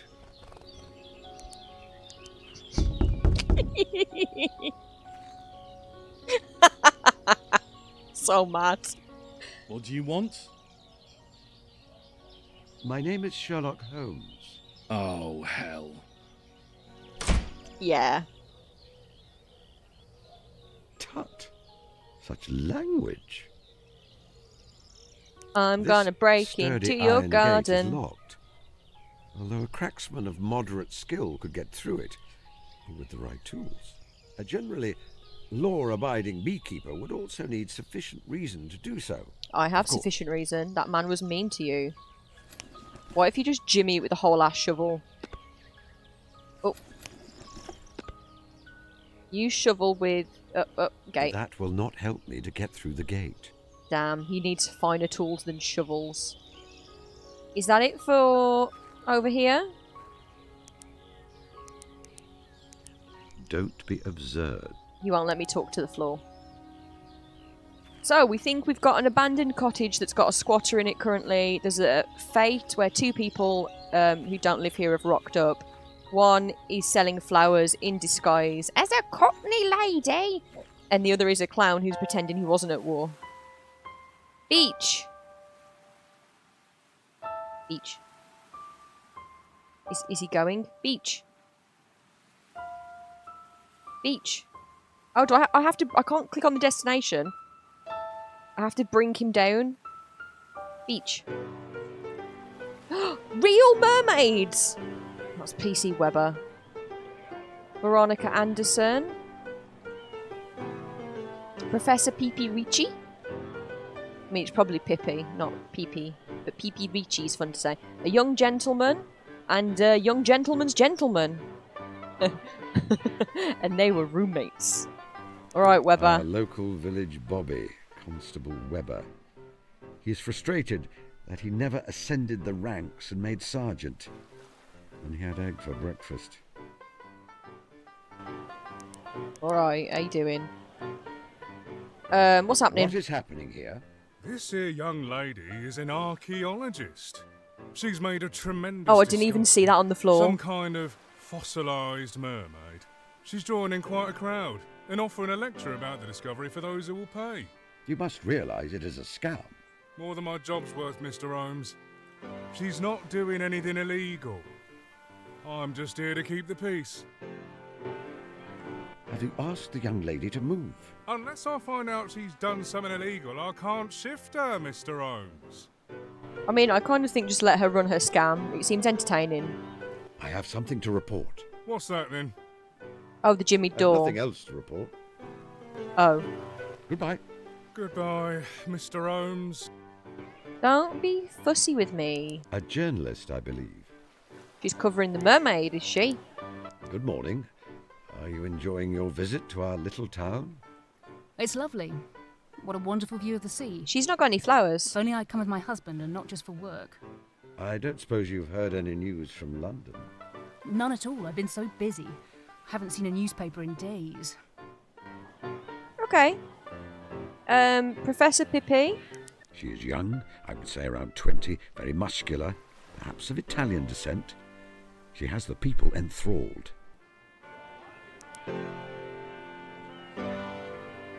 Holmes, come over here. Fashionable couple. Roll up, see the 8th wonder of the world, a real-life mermaid. How did you unearth the mermaids? How did you unearth this mermaid? Through clever deductive reasoning based on my knowledge of geological processes. Would you perhaps be able to name for me a geological process? Photosynthesis. You know what? Women in STEM. She might not have got it exactly, but I support her. I thought so. Who are you? Professor Pippi Ricci, MA, Oxon, RSI, award-winning archaeologist and adventurer. Where do you hold a professorship? Shrewsbury College, Camford. Is Camford real? Camford doesn't sound real. Shrewsbury's real. What awards have you won? Oh, Victoria Cross, Nobel No. Peace Prize. No. You have not. This is all very verifiable information. All I have to do is send a few telegrams. Send away, my man, send away. I expect by the time you have your answers, I will have moved on with a pocket full of coins. Honestly, You real. refuse to leave the beach. Not until I have satisfied my public, sir. I feel like we're supposed to dislike her for being a con woman. But is she a con woman or is she just a show woman? Like, she's lying, but also is she not just putting on a performance? And my morals are awry. Ew. The features seem simian to me. Like a monkey. Tell me she has not sewn together a mummified monkey and, like, the tail of a fish. I think that the tail has been created Okay, from it's paper mache. and glue. What happens if I just try and pick it up? I'm examining it at the moment, so I will not pick it up. Can I have a chat with it? Good day, madame. Nice. Young gentleman. This stylish young gentleman has a very fastidious valet, with whom he has minor disagreements regarding sartorial matters. You the valet? This fellow is clearly deeply intelligent. Why he seems to be employed as a valet when he could be running the country is an interesting conundrum. Well, I can only deduce that he must be very fond of his employer. I have a feeling I would find him unintelligible. Young people today talk such nonsense. Don't be rude, Holmes. Tempting. I imagine he would give quite engaging conversation. But I do not have time at the present. An elegant young couple. Seen them in the village, but do not know their names. I feel it is likely they moved to the seaside for the good of his health. He has been unwell in the last few years. I won't bother them. Oh, I wanted you to bother them. Oh! Harold! Harold Stackhurst, the headmaster of the Gables, and my immediate neighbour. Affable fellow, we became fast friends when I moved here. He has been carrying that battered newspaper around for a while, looking for a peaceful spot to read it. Not here, I'm afraid, Harold. Hello, Holmes. Bracing day, isn't it? What's happening here on the beach? That young lady over there is claiming to have discovered some 8th wonder of the world. A real-life mermaid. Absolute humbug, of course, but she's making a mint out of it.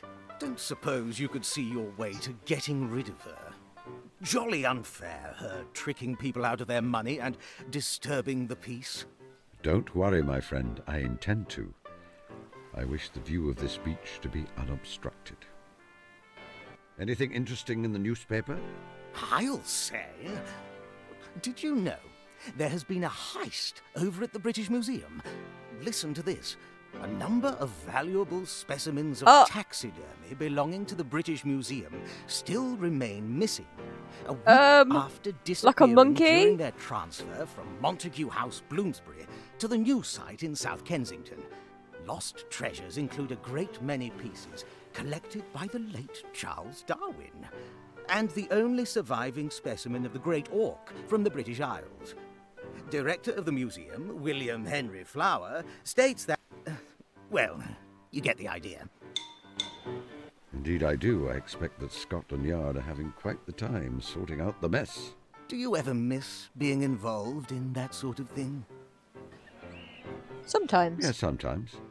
There were glorious days filled with adventure and excitement, never knowing when the view halloo would sound and we would be off again. It has taken me some time to adapt to the slower pace of life and retirement. So, if you were on the case, where would you look to find the stolen animals? A collection of rare and very distinct specimens of natural history are certainly valuable, but only to a limited and specialist clientele. I expect the thief will have found somewhere to store the collection until the police have lost their scent, and they're able to find multiple buyers to ensure the collection is split up. Why do you wear a monocle? I've always wondered, since you clearly have perfect eyesight. I feel it gives me a sense of authority. If you wear a That's monocle, so silly. people assume you must be someone important. How is the Gables? Oh, jolly good. Of course, the boys are all home for the summer at the moment, so it's all planning. I have doubts about the new English master I hired. He's entirely green around the gills. Still, we were all young once, what? You haven't thought of retiring? No. I live to teach. Whatever would I do if I retired? I also just realised he hasn't got a flower wreath. Should we invite him over for dinner? Would you like to come over for dinner? You know my friend Watson is staying with me. Drop in on us when you have time, won't you? Of course, old man. Oh, I have a wild idea for I love an that Holmes has excursion we could become undertake next week. sociable, you know, to an extent with like trusted friends in the village. I think that's very nice. Oh. The Picture Palace in Eastbourne is showing a film. Trent's last case. A mystery. What do you say? Could be a bit of a wheeze, what? Watson would appreciate it.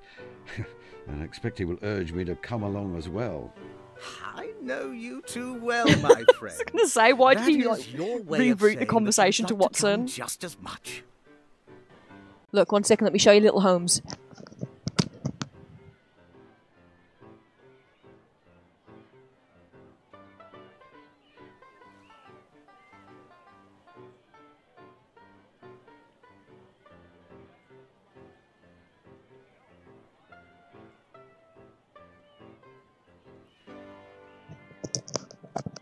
Let me show you the bumblebee I brought in, because it's the beekeeper's picnic. Do you love them? Look! They're non-binary! I bought this, it's handmade from a very nice lady at Pride. They're non-binary! Welcome back from the break. Beverage. Do you want to cheers? Are you ready to settle back in? Clink! Cheers. Goodbye, Stackhurst. Goodbye, old man. Give my regards to the doctor. Will do. Whose boots are these? From the size and style, I would suggest they belong to a boy of around 14 or 15. I expect he is an active fellow who spends many hours running through the muddy fields to the north of the village. Swift of foot, but clumsy with his hands.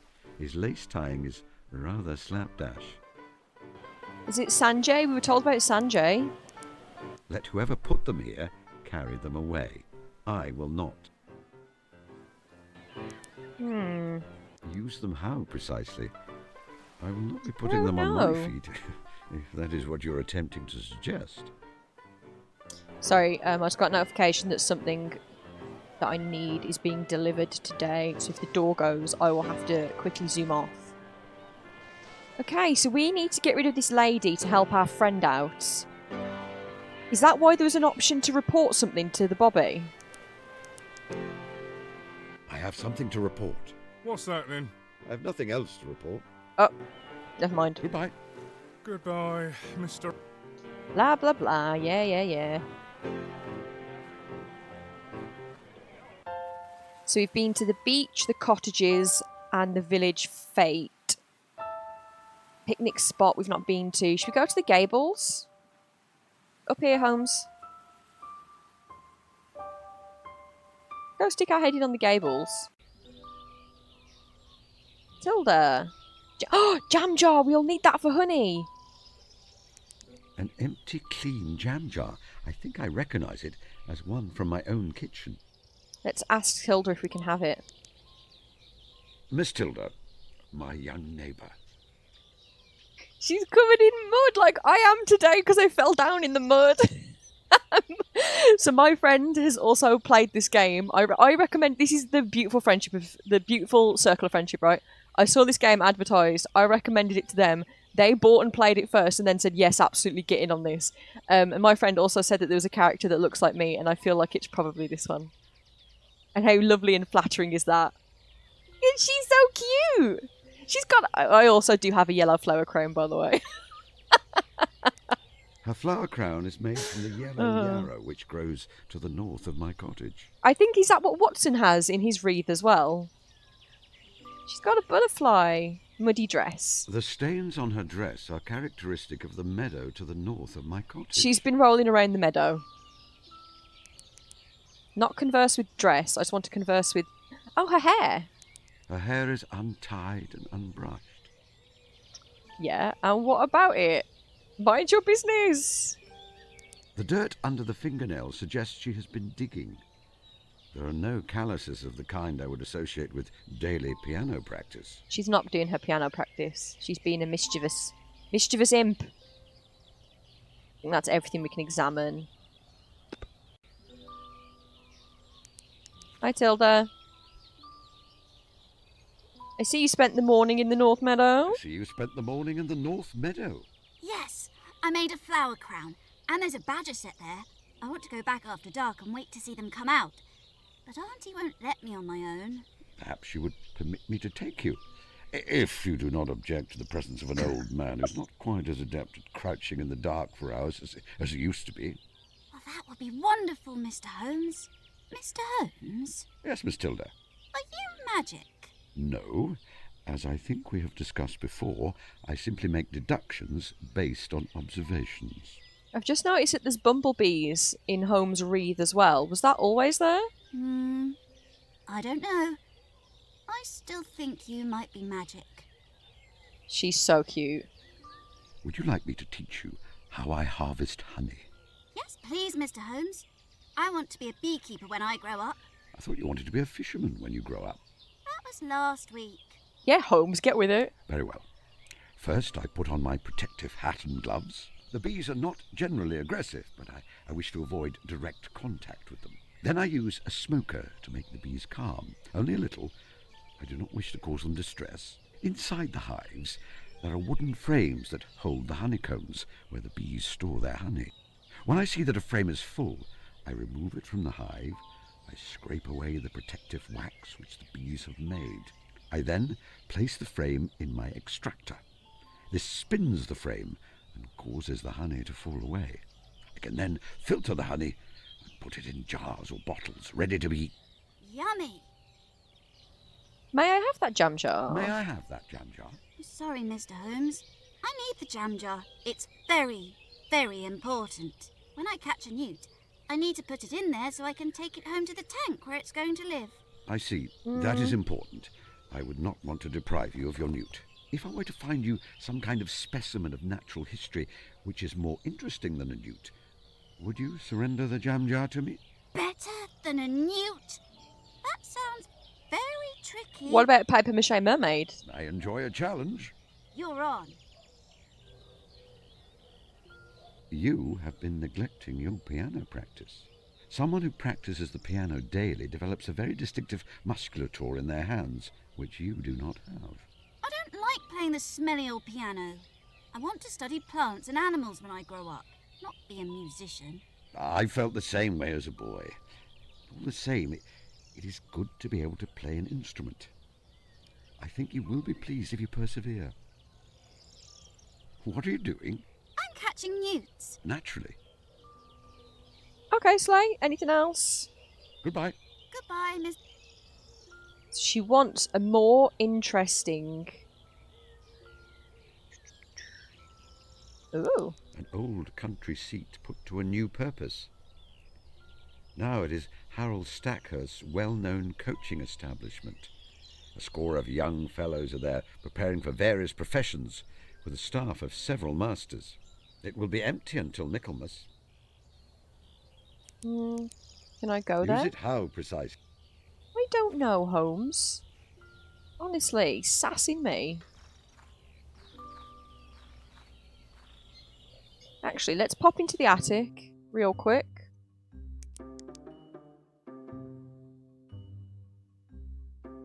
The mermaid is made from a monkey. Taxidermy specimens have been stolen. It may not be a coincidence.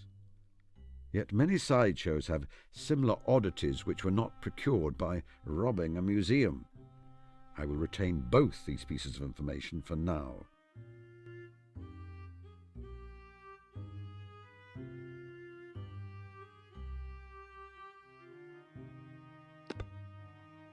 No, I do not think that connects.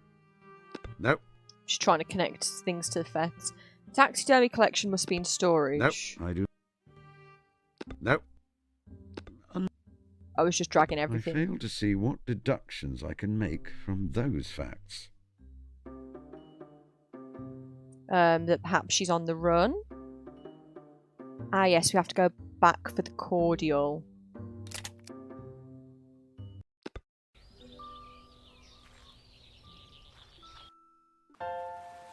Let's go and check out the picnic spot. Oh! I feel the need to remind you that I am retired. I am a beekeeper. Oh. Yeah, but right now, do you see any bees or do you see a dead person? Grotesque happenings are not my personal concern.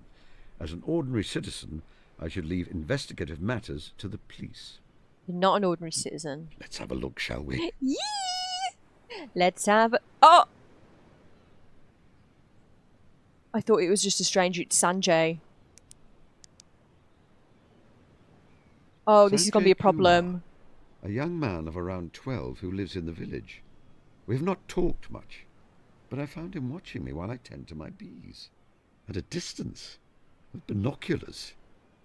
Yes, because he was reading a detective book and figured out Holmes was Holmes, I'm guessing.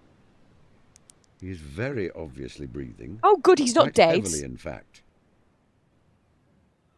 The knife has been sawn off at the end and blunted, so that it may appear to be thrust into the boy's chest. It is a very old trick. Mycroft played it on me once. He's just been a silly sausage and I panicked because I thought he was dead. As for the blood, it is bright red paint. A familiar shade of red buckram, and hey, Momo. I see the top of the first line of the title. The Adventures of Sherlock Holmes by Dr. John H. Watson, I believe. Come on. Book, knife and blood. Grab it. And get paint on my clean clothes. I have several... Ah, Deerstalker. A style of hat which is a good 40 years out of fashion. Strange thing for a young boy to wear, especially in such warm weather. No, I don't think that style of hat suits me. Hi, Momo. She's just out of view of the camera. Oh no, there you can see her ear peeping in. She's settling in on my lap. Sanjay, you little mischievous imp. Apparently, the boy has been inspired by tales of my adventures and has decided to fake his own murder. I wonder what explanation he will give for his actions. Sanjay. Young man, can you hear me? Well, you are still breathing. A very obvious, in fact. You've been inspired by the work of my friend Watson to stage your own murder. Might I ask why? Yeah, imagine your poor Have mother. you solved the mystery? Do you know who murdered me? You have not been murdered. But if I had been, do you know who did it? I thought you'd look at the footprints. I did not see any footprints. What? How could you not They were see under his them? body. I don't think I You're clicked on them. Sherlock Holmes. My eyesight is not what it was. And I suppose you created these footprints yourself? Yes. I It's the stole some of boots. Harry's boots and walked backwards to the scene of the crime, and then I threw the boots over the cliff. Who's Harry? Who is Harry? Don't you know? He's Harry.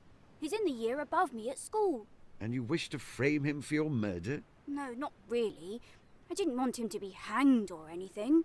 Well, that is gratifying. It's just he's always mean to me, so I thought I'd get back at him. You weren't fooled at all? No. Oh. Ah. I'm afraid you made several elementary errors in your scheme. In future, you may want to add a slight amount of blue dye to your fake blood, and perhaps cornflour to make it more viscous. You should have become more adept at hiding your breathing and found some way to prevent me getting close to you. I am no doctor, and my eyesight is poor, but at close quarters, I can tell a healthy boy from a corpse. Oh. Right. Of course. I've been stupid, haven't I? Not stupid, just a silly sausage. Somewhat short-sighted, perhaps. Somewhat short-sighted, perhaps. I'm... Oh. Sorry, Mr. Holmes. I'm not clever like you are. Well, that is not unusual. Holmes. It is not kind to pretend to be dead or dying. Ignoring the fact that Holmes did that to Watson. But you pretended to be dead in the empty house. Even Dr. Watson didn't know you were actually alive. Yes, to my shame. That's how he learned his lesson. And you pretended to be dying in the adventure of the dying detective. Watson thought you were going to die of a horrible tropical disease. It seemed necessary at the time. Call him out, You Sanjay. exaggerated your injuries in the illustrious client. When he heard, Watson ran to Baker Street, scared you had died. And you faked having a fainting fit in the Reigate, Squire. Get his ass. You'd been ill before that, so Watson thought you'd relapsed. Mm-hmm. And you faked having a sprained ankle in the Priory School. I have done many things in my life which I regret, and which you should not try to emulate. Besides, Watson exaggerates sometimes. You mean it didn't really happen like that? Watson wrote them as stories for entertainment, not factual accounts. Oh. Of course. I mean, I knew that. Oh, poor kids. I'm sorry I bothered you, Mr. Holmes. Oh, Sanjay. I have a new hypothesis. That I am a nasty, misanthropic old man who breaks young boys' dreams. Yeah, we maybe didn't navigate that. I suppose now I shall have to find Very a way well. to cheer the lad up. It is the right thing to do, but also that his mother will let me have some elderflower cordial. We'll do something nice for him. Let's have a look at them footprints. They are very light, shallow footprints for the size. The gait is strange, without much weight on the heel. Use it how? Mm-hmm. Oh, we can A see the raucous crowd from here. Is utterly ruining both the pleasant view and the peaceful atmosphere. Oh, can we walk down to the beach from here? Can I shout at the crowd? Calling down to them will not work. I'm too far away. No, okay. Was there anything new added to our attic? No. We need to cheer up Sanjay, and he's super into detective works. What can we get him? Let's go back to our bee farm.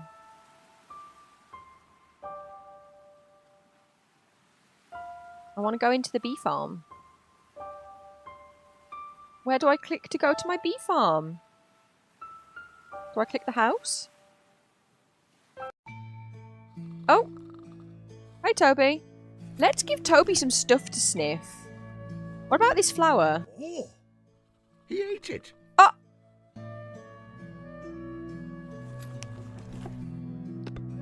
Don't eat this fur. What say you, Toby? Can you sniff out the creature this fur belongs to? Have? Sorry, old man. My nose is excellent, but I don't smell anything similar to this around here. Seems he can't find a scent in this location. I should try somewhere else. Toby's like hero for real. You tried to eat flowers and bees and flying bugs, please. Can't believe he ate our flowers. Can we go check on our honey? I feel like we can't pick it up because we haven't got a jar yet, but I just want to go look at it. Can I go look at it? Like, touch the honey? The device is best used on the table. Come now, be specific. What do you wish for? I know, I've not got a jar for you yet. Can I put this down? What? Can you huff this? I refuse to put that in. Okay, no, we just carry this now. Also, I wanted to have a look at our roses. Because we want to enter our honey in the competition, but don't we also have our own roses? Can I not interact with them? No, okay. I'd like it if we could access the map without walking to the edge of the screen. That's just a small note, but it's not so bad. We get to have a slow stroll. Oh, I'm on an okay, it's fully settled in on my lap. Again, this is always the problem where I'm like, I can't move the camera to show you, because if I get up to move the camera, she'll have to move. You see the problem? So is the bee farm somewhere else? Or is bee farm like just the name of where we live generally? Let's go to the village fates. I need to buy another flower from you. May I? Thank you. Goodbye. Wait. Shit, shouldn't I bring Toby with me? Because we want him to find the source of the fur. Toby, come here. Now there, my boy. Would you like a cuddle? Not right now, Holmes. Ah, well. No, I want to pick you up and take you. He is a useful puppy. Well, I want to take him to a new location. Have? Seems he can't find a scent in this location. I should try somewhere else. I thought it meant take Toby around the village so we could have a sniff around, but I guess that's not what it means. Can I show you this fur? Would you like this? What? Not a chance. I don't suppose you know what kind of animal this is from. Not a clue. Perhaps you're best asking a naturist, not a clown. I think you mean a naturalist. Close enough.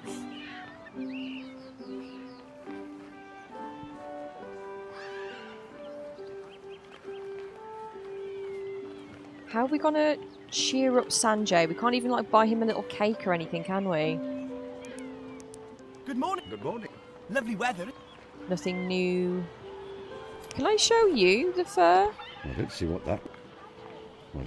I just want to see if any of them have any opinions. Why can't I interact with the dude selling cake? Like, at all. I find that odd. We're not going to give her fur. Do you think Violet knows about fur because she knows about fabrics? So there's the piano that Littleland's not using. Violet, do you know about fur? There is a small mystery in which I would value your insight, Miss Hunter. Here is some fur from an animal unknown. What do you make of it?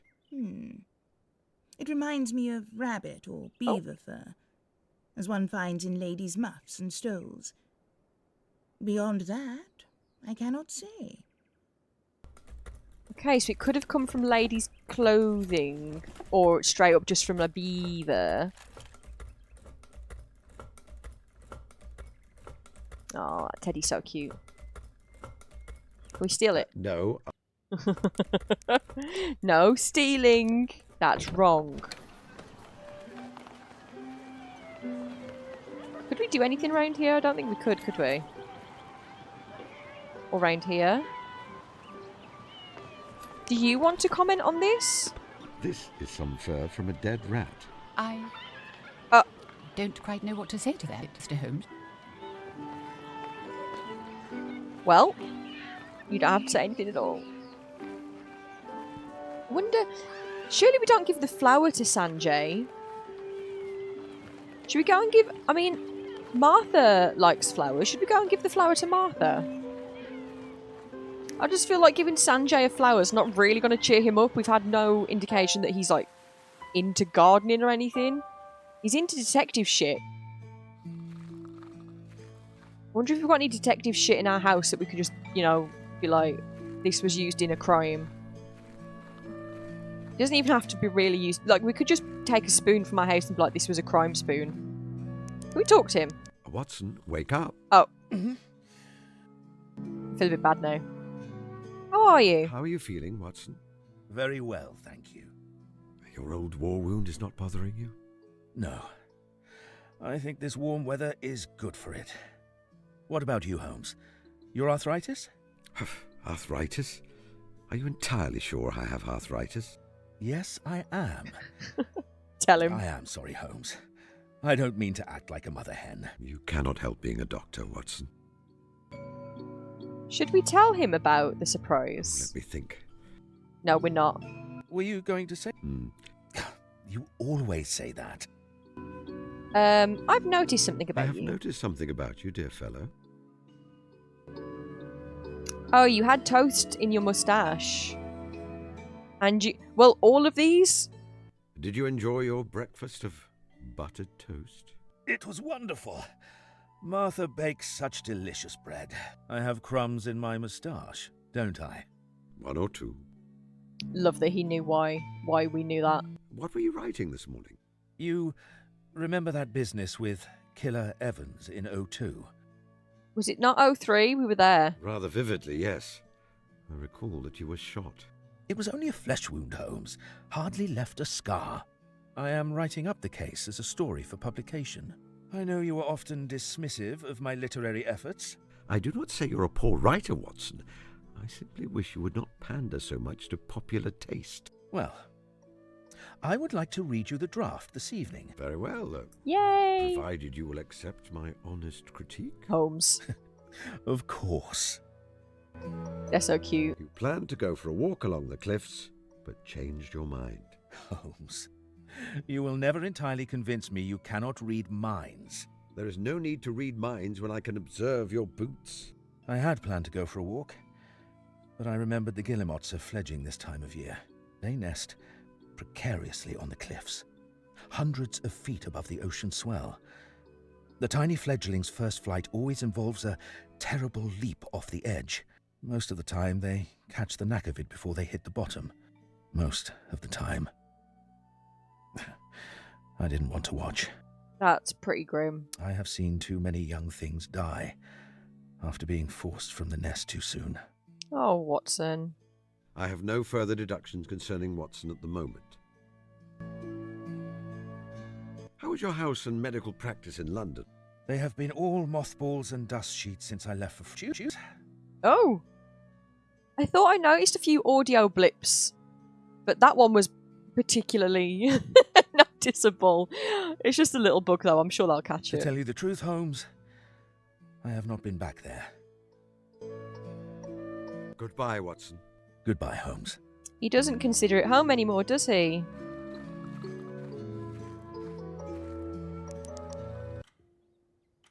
Right, do we have any miscellaneous detective shit? I decided it was only fitting to update the old regal monogram from Baker Street. Of course, we have a new monarch now, George V. However, a letter G does not lend itself well to calligraphy by bullets. Oh, yeah, I can kind of see that it's a G and an R. I have a present for you, Martha.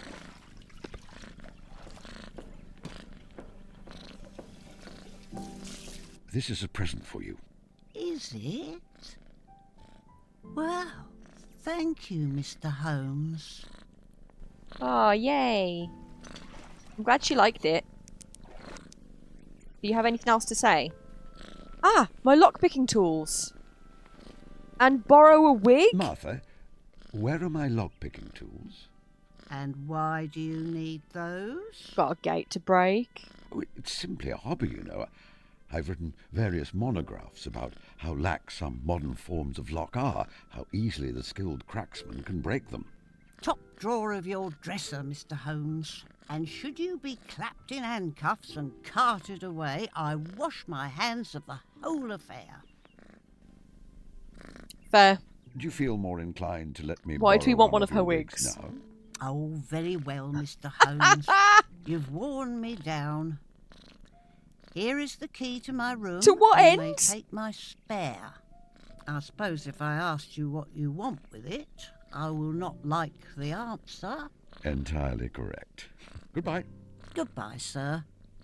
You will keep out of mischief, won't you? No. Hodge, my love, do you want to smell some weird fur? Oh, get rid of the wheel. Have a Hodge, sniff. You have a good nose. Take the scent of this fur and track down where it came from. Or remain there sleeping if you wish. You are worse than Mycroft. Speaking of Mycroft, I was just thinking we have a phone that Holmes said we can use to call him. Can we just have a chat? I want to use the telephone. I believe that one is generally expected to talk. However, I think I understand your You knew what I meant. Hello, operator. The Diogenes Club, London, if you please. Mononoke is so cute right now. She's in a perfect little circle on my lap. And her little eyes are open, peeping up at the screen. I think she's enjoying the game. Yes, I'll hold. Oh, Britannia, Britannia all the way. It just feels like that should be playing in the background. My dear Sherlock, how can I be of assistance? Hi, Mycroft. How are you, Mycroft? How are you, Mycroft? And how is London? Oh, I'm well, and so is London. I find that retirement suits me. Bet it does. You are keeping yourself occupied. Certainly. I breakfast and read my book from 8 o'clock until 10 o'clock. From 10 until 1 o'clock, I take in the view from my window. For 3 whole hours, Mycroft. You do Busy not people find watching. that dull? To anyone who wishes to study mankind, These people watching. that is the spot. I see the whole gamut of society through that window. Then I dine at the Ivy before heading to the Diogenes from 2:15. Oh, he is until living the 8:15. life. I see. A punishing schedule. Look at the wine he's rocking as well. And what are you doing with your dotage, little brother? I have taken up beekeeping. The bees occupy my interest as much as the criminal world of London ever did. I completed a magnum opus on the subject. Practical handbook of bee culture with some observations upon the segregation of the queen. A riveting read, no doubt. I should like to ask your I would advice. like to ask your advice. Don't know what on. How can I help? Oh. Oh, we can get tips. Oh, yeah, let's get tips. I'm not above getting tips from Minecraft. A young lady's causing a stir on the beach. Have inadvertently set. What about the Sanjay one? Inadvertently upset a boy who previously held me in Just apologise verbally. Ah, due to reading Dr. Watson's books. Yes, Watson's books. What is that floating square? How did we just pronounce that? I'd like to endeavour to make it up to the boy, not in least because his mother makes a very fine elderflower cordial, which I think Watson is particularly fond of. The problem is that I cannot find him. Have you asked his mother? Mothers generally know where their children are, or at least where they're liable to go when upset. Oh, okay. So that the next part of that mission is that he's ran off somewhere. I think that's fine. We need to get a jar. We know what we're doing there. We know where the jar is, but we need a specimen for our little friends. A young lady is causing a stir on the beach with a raucous sideshow. Oh, dialogue cut out. It's so obviously a humbug, a scam. Yet the police refuse to move her along. A noise and hubbub. It's infuriating. It is nice to be reminded occasionally that as highly strung as you may be, you are still my brother. Sometimes I think I would enjoy the solitude of the countryside myself, but outside of London, everything is so far apart from everything else. This is still true. I would expect this is not the lady's first attempt at this trick, and in the past she is likely to have trespassed across the line of the law in a way which would interest the police. You must simply find the evidence and either confront her with it or pass it straight to the police. Okie dokie. I have nothing to ask advice about at present. No? Oh, that is a pity. Oh, I think that square floating in the corner, was it supposed to be a bee picture? It just didn't load in. Goodbye, brother. Goodbye, Sherlock. Do call again. Will do. Oh, Hodge. Is there anything else in here for me to mess with? No. So I think we maybe do just need to apologise to Sanjay, but it sounds like when he ran off, we actually don't know where he went. So we need to go and ask his mother. We also need to go do some lockpicking. And I still think that lady stole the flowers from here, but I don't know how to make that observation.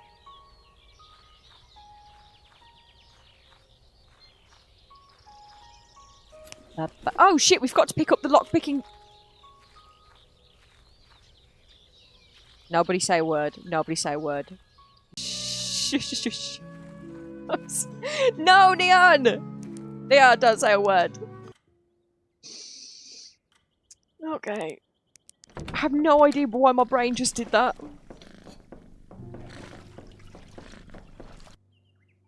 Okay, so firstly we're going to go into our room, and she said the top drawer of the dresser.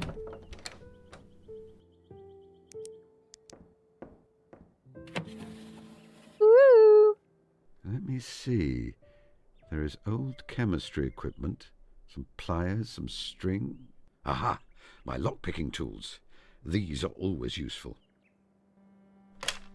Can I use the bottom drawer?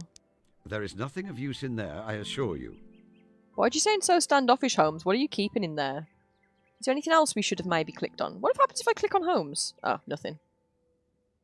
Portrait, paintings, gull. Ah, gull skull! No, it must stay here. It was a present from Miss Tilda, and I wish to keep it. Oh, you did tell. I was about to say, could we go and give that to Miss Tilda? No, it turns out she gave us that. Can I put something under my microscope? Under the microscope, I can see that this is definitely a coarse animal hair. The structure of the medulla and cuticle of hair is highly specific to individual species. But I must confess, I've never made any specific study of the matter. It reminds me most of the hairs of the family Leopard, hares and rabbits, as one might find in a lady's hat. The follicle is much too thick, however. Interesting. Put that way. Is there anything else we should put underneath the microscope? Not at present, I don't think. Forgot we had that there.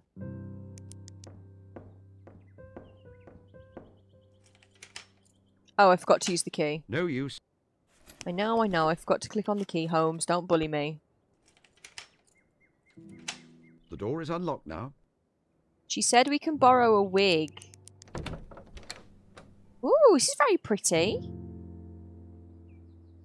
Little cross stitch. Martha stitched this herself. My eyesight is rather poor. Let me see if I can read the motto. Ha! How droll. Oh, tell us what it Rather says. rude. I would not dream of sharing it in polite society. I'm not polite society, tell us. Holmes. What's this one say? Let me see now. It is the alphabet. How charming. A fine wig, made of real human hair. Martha has several. She said we could have This it. is not a complete costume yet. Okay. Drawers. No, nothing. What on earth? A two-handed medieval pole weapon. Why does my housekeeper have one? I find it prudent not to ask. You know what? He said, I respect a woman's right to have a medieval axe. Ooh, pipes. A very fine collection of pipes, equal to my own. Can we pick one up? Take one of her pipes.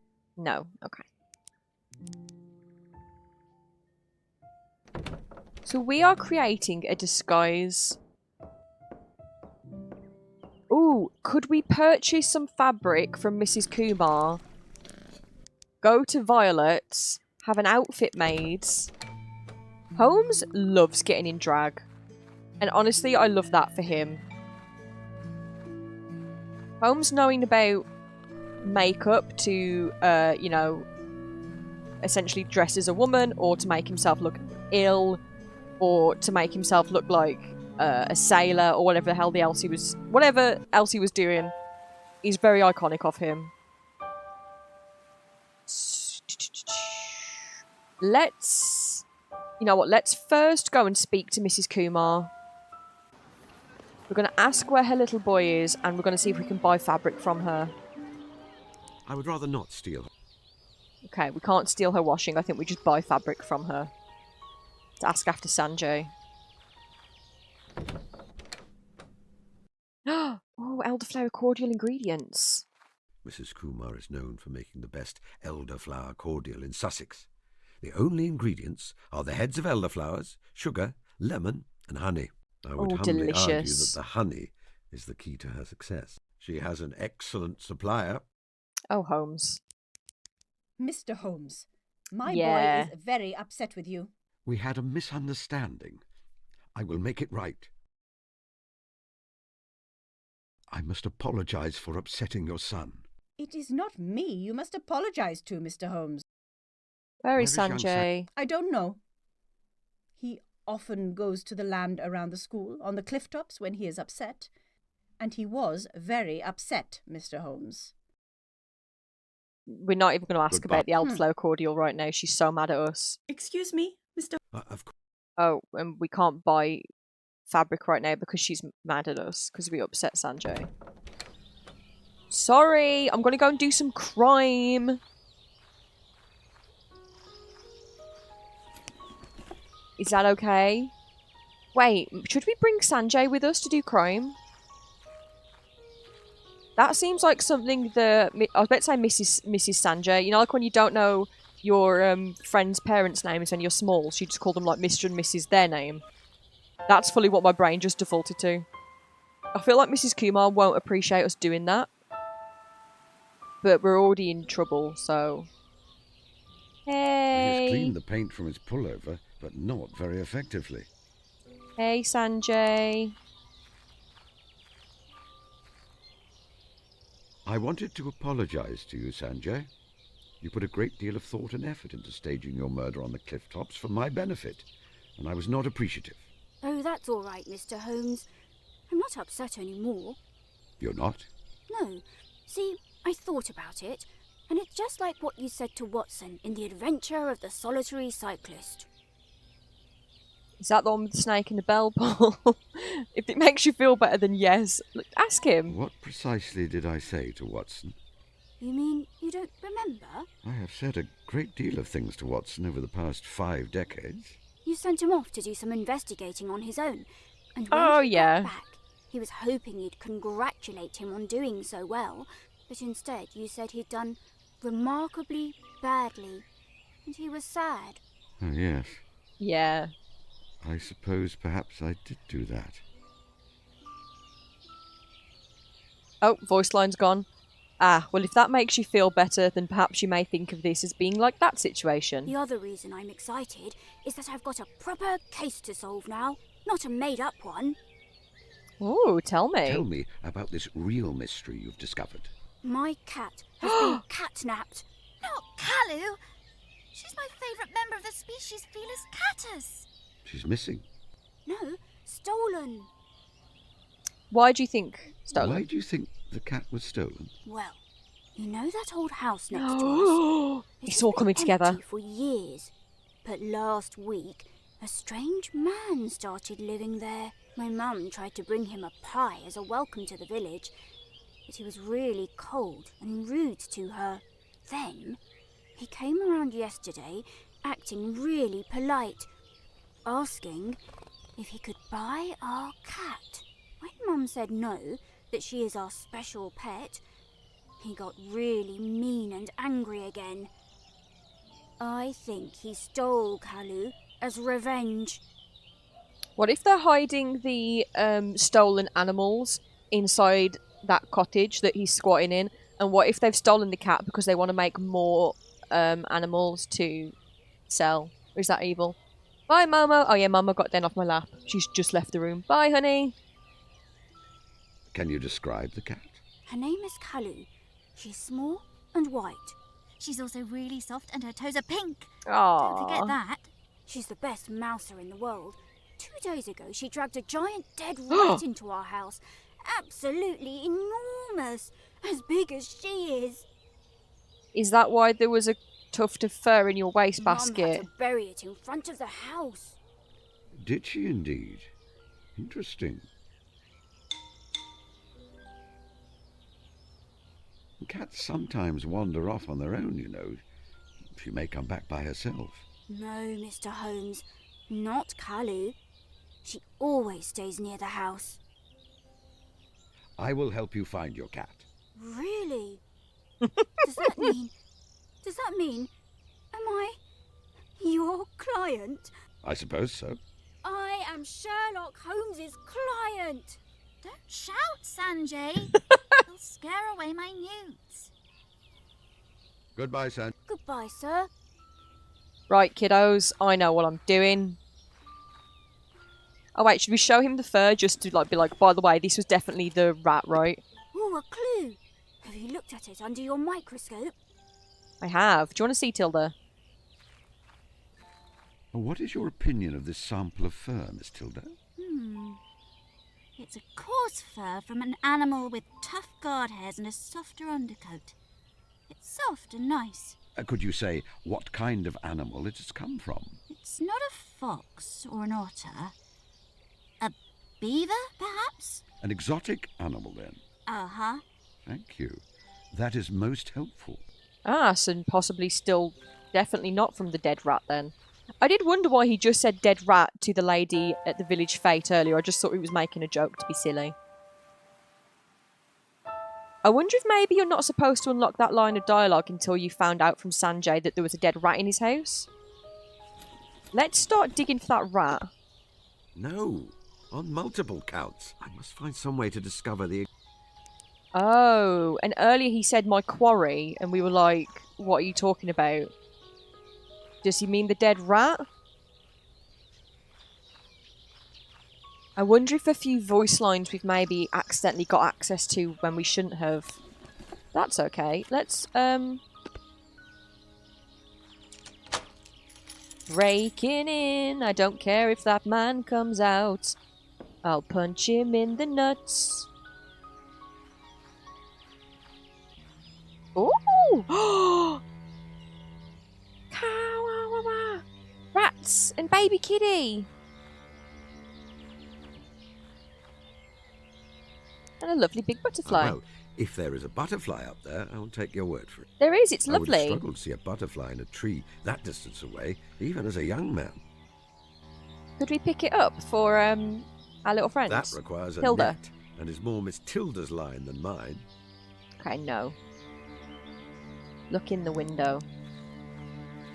The window is locked, but the mechanism is a simple one. Oh, I could make quick work of it with the right tools and with good enough reason. I've got good enough reason. Cats. My eyesight is not what it was, but that white blur could be a cat. Rats. Oh, a fat rat. Oh. Let's go to our observations. There are rats inside the house, and an especially large rat was discovered outside the house. Is there a connection between the two? At the moment, I'm not certain. I will retain both pieces of information. And there we have our motive. The house has an infestation of rats. Stole the cat to kill his rat problem. The mysterious man knew that next door to his temporary abode was an animal who could remedy the situation. After his attempt to buy the cat failed, he stole it. But what is there inside the house which is proving to be such a delightful feast for the rats? Do not say mummified animals.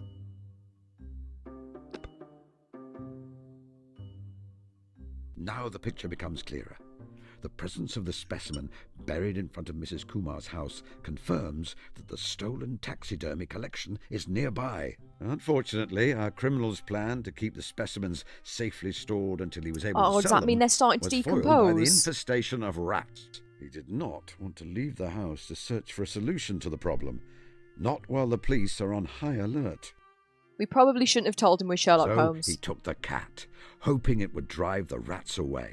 I feel it is time I retrieve the cat on behalf of my client.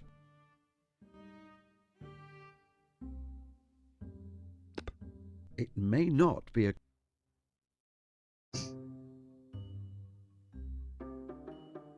Okay. We will be breaking and entering without shame. Now, let us see about picking this lock. And if he tries anything, we're going to smack him with our walking stick. Hey, what's that? Your mother. Oh! His little shirt I think jumper before combo. I try that again, I will need to engineer some kind of distraction. It is the sort of thing in years past I would have used Watson for. Should we go and get Watson? Or the dog, maybe? What have we got on us? Can we play some music? Oh! Hell yeah!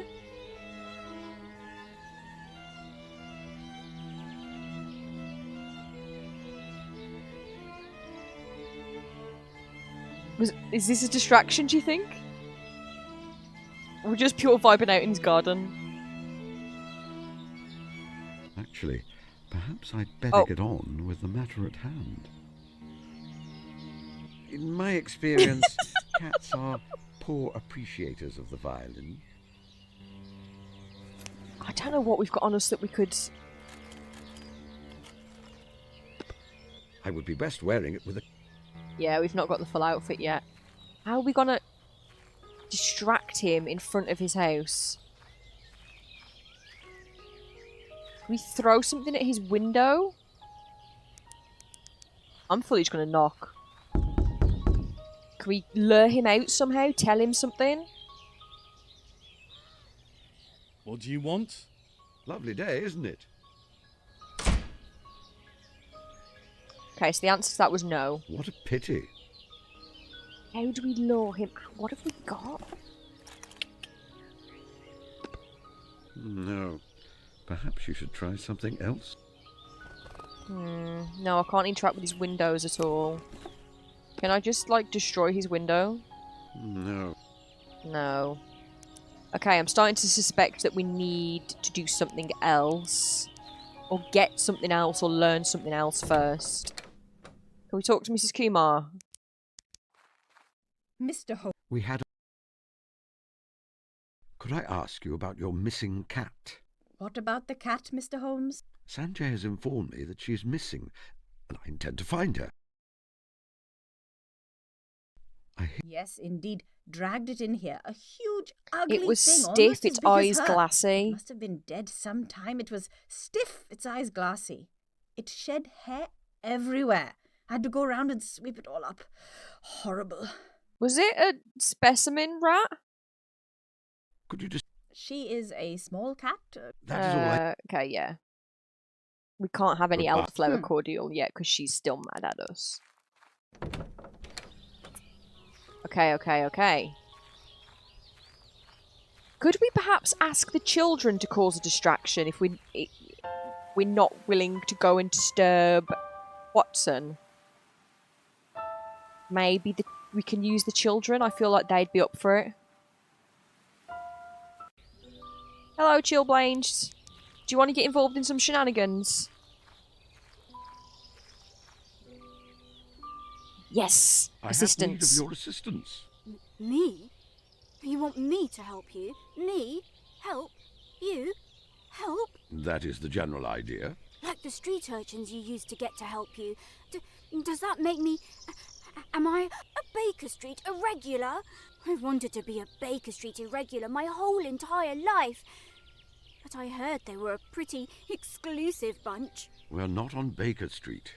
Aww. So I think that makes you something even more rare. The We're leader of a new Sussex division, irregular. The Fulworth Peculiars, perhaps. Love it.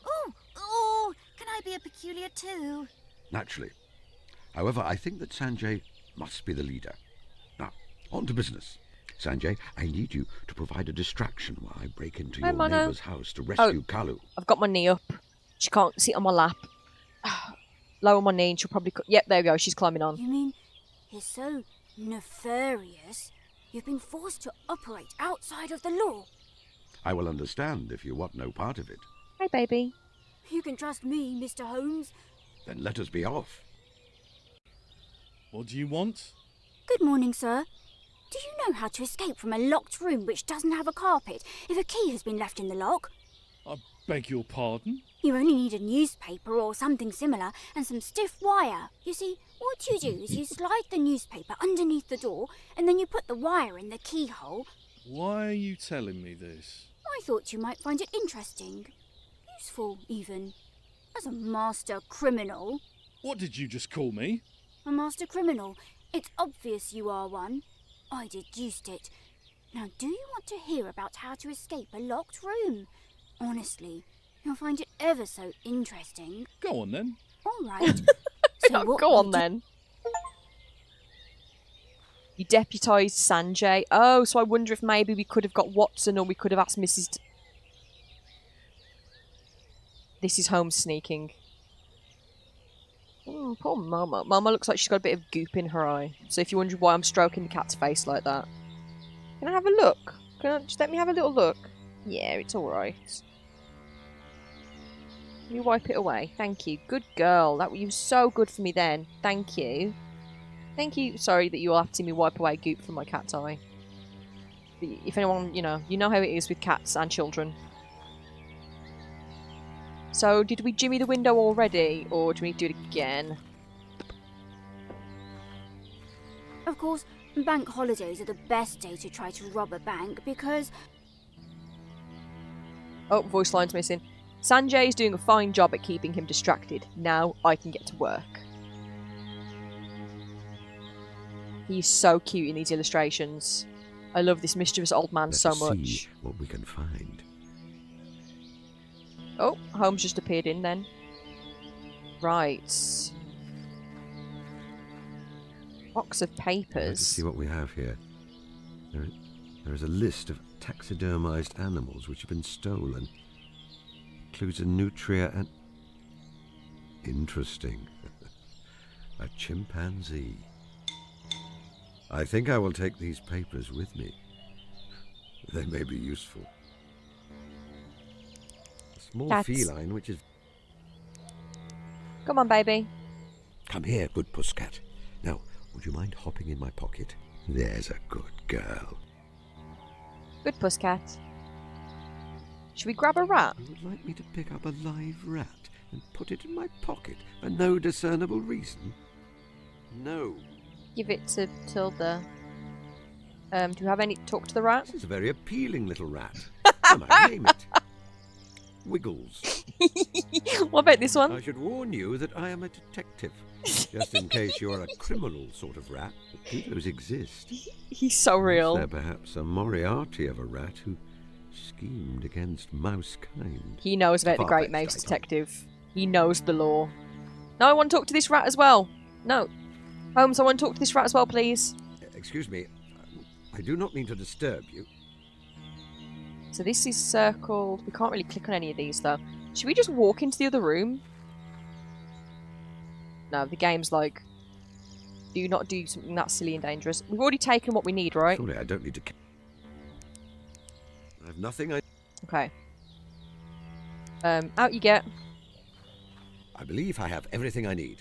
Let me see if I can make my exit as elegantly as I got in here. Oh, the kitten! Momo, look! That's what you are. You're a little kitty as well. We're sneaking out, we've got the cat, and we're sneaking out. He doesn't see us and we're sneaking. Come, Sanjay. Not now. Oh, well, are we not done?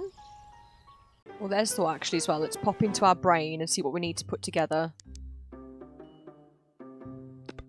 The papers I collected revealed that one of the missing specimens was a monkey, and Professor Rishi's mermaid has quite distinctly simian features.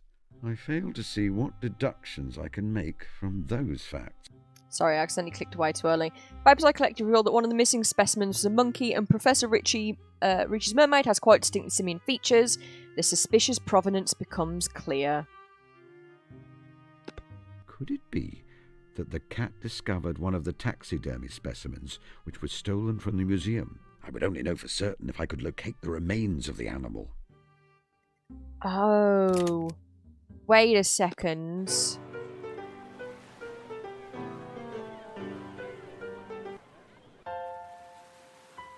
Back to the cottages. I wonder if our feline friend would sniff out the remains for us. Why would I want to bury that? No, I think she'll tell you where the rat is. Can I use the cat with the fur? That does not make sense. No, No, put that... No. We need to know where exactly to dig for the rat, right? I was thinking the cat could show us. No. I must find some way to... How will we discover exactly where it was? Can we just ask? Can we straight up just ask Mrs. Kumar, where did she bury that rat? We had... Could I... What? Sanjay, that is all I need to... Oh, hi Totoro. Speaking of little kitties, no, we need to know where she buried the cat. No, not the... Oh my god, not the cat, because I was just looking at the cat. Where she buried the rat. Someone has been...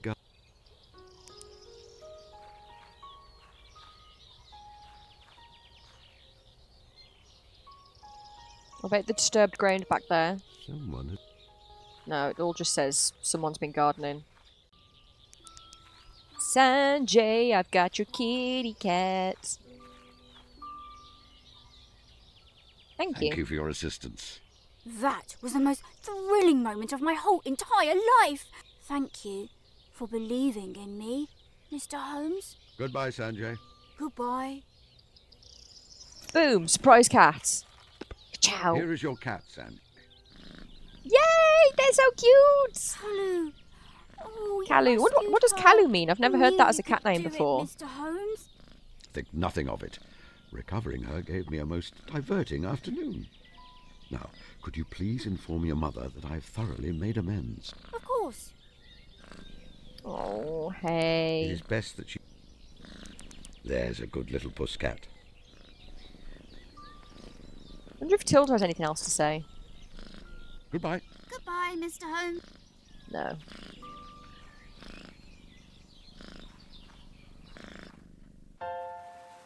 So then I wonder if I go to the beach and give the copper the incriminating documents. Is that enough for to get rid of the lady? Or if maybe I give her the incriminating documents. Let's see if we can ask her anything else first. Just show that the jig is up. Roll up. You made the mermaid by sewing together a monkey and a fish. No, I didn't. Indeed you did. Didn't. You did. Didn't. Not this. It is blatantly obvious you did to anyone with eyes. No. Not just no. You are a scam artist. No, I'm not. You are. I can prove that you are. The mermaid is made from multiple animals which have been artificially stitched together and augmented with sugar paste and papier-mâché. It is not even a cunning trick. It is entirely transparent. Look, mister, people see what they want to see. You can point out to them all day that the mermaid is fake, but they won't accept it. They want to believe my fantasy. And there lies the folly of humanity which frustrates me the most. Holmes is pissed. So I'm just going to turn the ring light down slightly. There is I was like a wonder enough ghost. in nature without making up wonders. Each of my beehives is more miraculous than your mermaid by far. Indeed, even a simple rose. Not going to make me money, though, are they? Roll up! Roll up! Goodbye. Toodle-pip. Well. What's this, then? It is a selection of documents concerning the theft of a valuable taxidermy collection from the British Museum. A crime which is being watched incredibly closely by the police and the public. And look here. Your name appears to be listed amongst the buyers. I would expect that the constabulary would find it rather incriminating. What? I didn't know the monkey was stolen when I bought it. I'm innocent. So a jury may Interesting. decide in time. Rather a bother for you, though. Questions may be asked about other activities you've engaged in. I predict that this is not your first foray across the line of the law in your pursuit of wealth. Might I make a suggestion? Yes? Just leave and we won't do anything. You seem a bright young woman. If you leave this place immediately, returning this beach to peace and calm, I may delay in handing these documents to the police for a day or two. You would do that? Thank you, sir. I'll pack up immediately. Yeah, I mean, I feel like she's less of a scam artist, more of a... A leopard seldom Performer. changes its spots, but I have offered her the opportunity at least. Now she has departed, the beach is perfectly tranquil.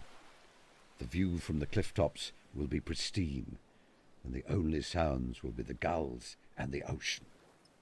So this is for Watson's picnic. I will be taking that mermaid. It seems that the grotesque creature was left behind. Yoink. And I'm sure our good friend Tilda would love to have this abomination. This man-made abomination.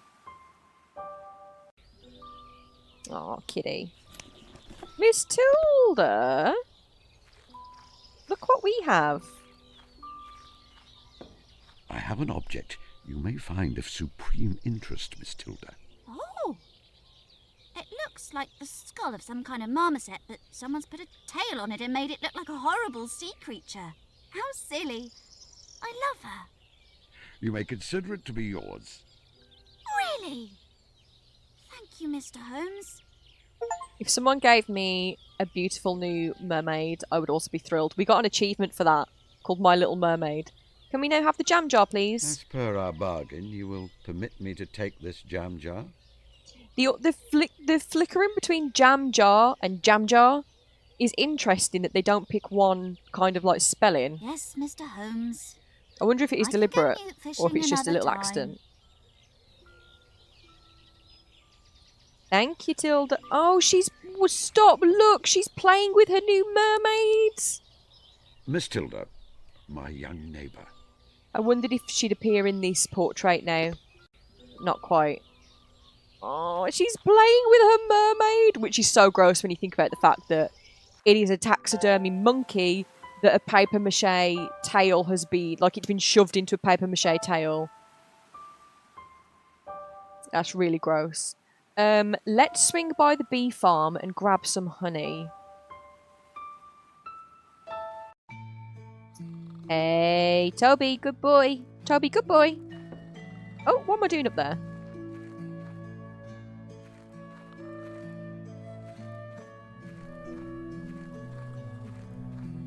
I would like to collect some honey, please. Delicious!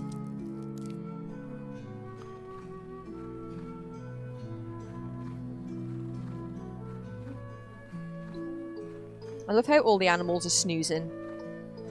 Like, they've really got their priorities straight. Swing by... Oh, wait. Never mind. This is fine. We'll just drop the honey off.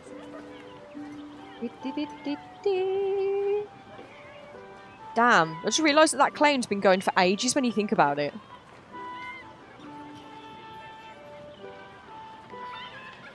Hello! Here you are, Mrs. Whitlock. The finest honey in the county. Now, how long until the judging? I am rather anxious to receive the hamper of picnic food. Oh dear, Mr. Holmes. What? I'm afraid everything has gone wrong. Mrs. Duffy has been kidnapped. Ah, What do you mean, ah? A woman has been kidnapped. You are Sherlock Holmes, aren't you? You must help her. It is your patriotic duty. For king. For country. For detective fiction. I suppose I'd better see what I can do. Man. Why do you think she's kidnapped? What makes you believe that Mrs. Duffy has been kidnapped? I was just talking to Mrs. Barry. Then I turned round, and this note was pinned to a prize marrow. Mrs. Duffy is unable to attend judging the fate today. Apologies.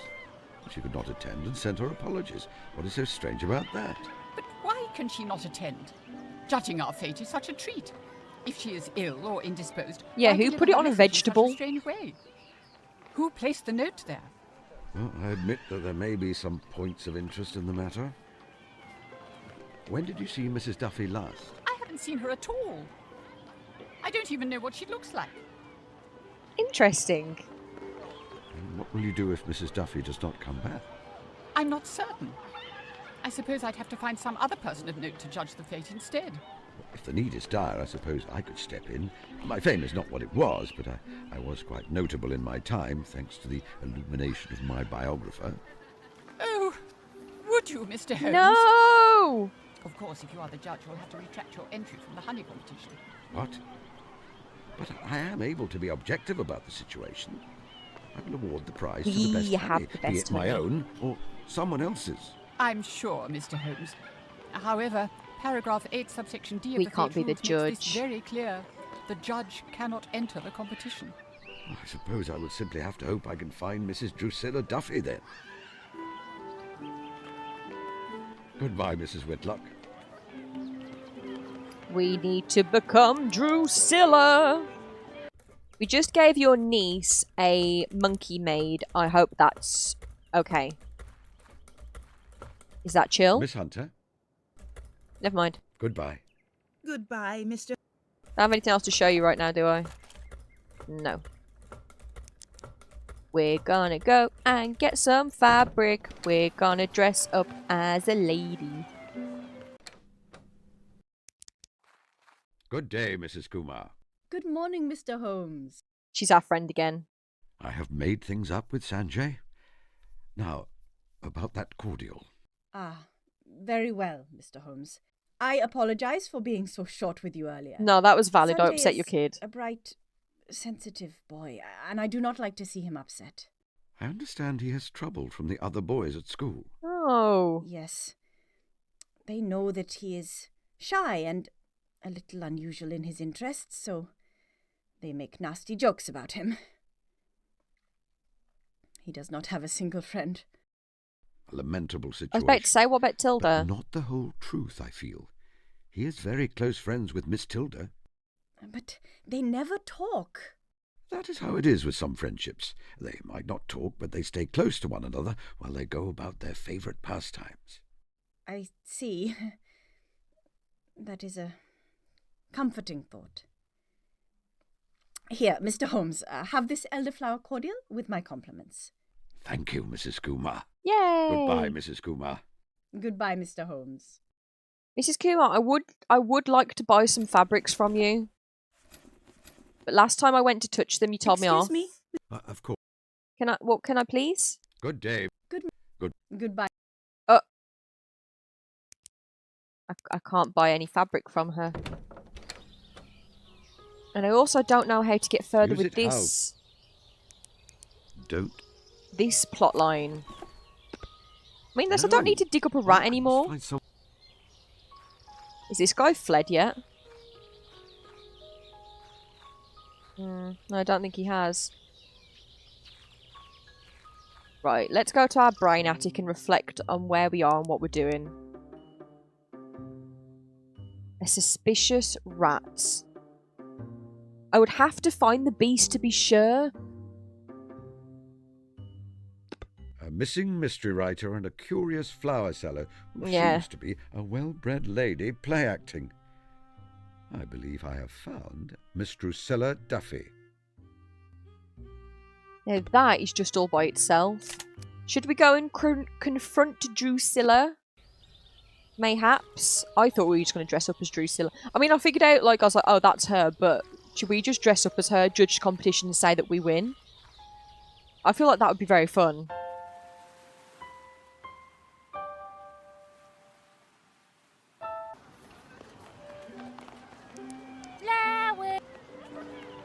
Miss Duffy, I believe.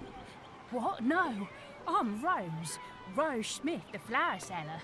You are Miss Duffy, the writer of popular fiction. Oh, I say that's very clever of you. Not the accent shift. Oh! 1 second, I was just testing the temperature of the computer. I've accidentally knocked the bloody display port cable. Oh, and now there's someone at the door. It's the delivery. Hang on 1 sec. It is all too plain, I'm afraid. Your makeup is rather slapdash, your wig is slipping, and your accent a poor approximation of Cockney. Turning that down even more, it looks way too bright. You must remember to drop your H. It is a nice place here, for example. You borrowed clothing and theatrical makeup from the clown, I presume. Bravo. Sherlock Holmes himself couldn't have done better. Well? Oh, my blushes. Little blush! Indeed. What I am less certain about is your motive for such an action. Oh, I'm researching for my next novel. In it, my detective, Caspar Hassler, is assisted by a Cockney flower girl. I'm just getting into character. Could you perhaps continue your research after judging the fate? Not this. You see, not us just basically it's very important telling to me her. that I win the honey competition. And while you are here, the judging cannot take place. I'm sorry. You'll have to find someone else. May I That you may, sir. So we are, it's both plot lines, we are still going to become Drusilla. But where do I get the fabric then if I can't just buy it from the haberdashery? And what's going on with ruffles? Hello, hello. Could you judge the village fate? Me, sir? I'm not. No. Besides. Goodbye. Goodbye, sir. What about Lillian? Do you have anything else to say? Indeed. No. I feel like, because we've got the cordial, we've got part of the costumes that we can judge the fate. We want the rat still. Do we still want the rat, or I wonder if that part of the plot line has ended?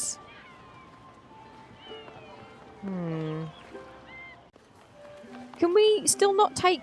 Like, if we brought Toby to Mrs. Kumar's house, I feel like Toby would tell us where the rat is. But I can't figure out how to pick up Toby. Like, come here. Come. Now there, my boy. Not right. Oh, well. Yeah, we just cuddle, which I like. But I need you to come sniff out the rat fur. So I don't think the answer's going to be to just ask... We'll chat to her, but I don't think it's going to be we get the full outfit from her. Martha. That? One of your wigs. Oh, very... I suppose. And... Yeah, so okay, we did that slightly out of order, but it doesn't really matter.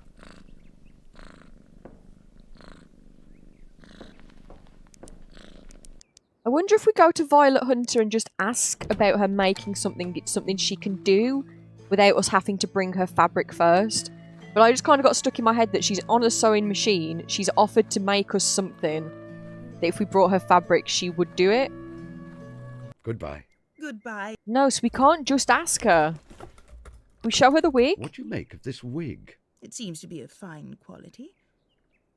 Dare I ask why you have it and what you mean to do with it? You cannot teach an old dog new tricks, Miss Hunter. That wasn't it. What if we give her a flower? You, Miss Hunter. How sweet. Thank you. Okay, that did not suddenly make her want to borrow us a dress. Lend us a dress. Whatever, I can speak. We need a woman's dress. We've asked all of the women. Is there something else at the beach, maybe? And then maybe we could check out the picnic spot again. Can I just dig in this hole, just for fun? No. That hole does not exist as an interactable object. Oh, hey Harold. I forgot you were here. You alright? Hello, Holmes. Bracing day, isn't it? Ah. Could I borrow your monocle for the afternoon, my dear fellow? Whatever for? Suppose if I were to say that it's for some amateur dramatics, you would not believe me. No, I would not. I think it is for mischief. Maybe it's for mischief. You may not have the one I am wearing, but I do carry a spare. Here, Holmes. Don't lose it, please. Good fellow. Goodbye, Stackhurst. Goodbye, old man. Give my regards to the doctor. What? Where did that come from? Was that always there? Staffordshire pottery dog. Watson bought it from the village fete. I detest it. No, I will not be taking that abomination against good taste anywhere. Scary dog. Scary dog painting, not painting, statue. There's nothing else for me to play with. Steal some curtains? Oh, medals. We didn't look at those There earlier. are his service medals. There cannot be a more gallant and brave man than Watson. But he's not even awarded a medal for his gallantry or an order of chivalry. It's part of the reason that I have never accepted a knighthood. The offer never extended to him as well. That, and the idea of being referred to as Sir Sherlock, makes me shudder. Holmes, you're so real for that. You are so real for that. How's the gay detective game? It is fantastic, thank you. I'm having such a wonderful time. But we have just hit a sticking point where I'm genuinely stuck. Which, by the way, this is open for... This is collaborative. This is open for backseat. And if anyone has a suggestion, please feel free. Ooh! Oh, hell yeah, throw them shapes.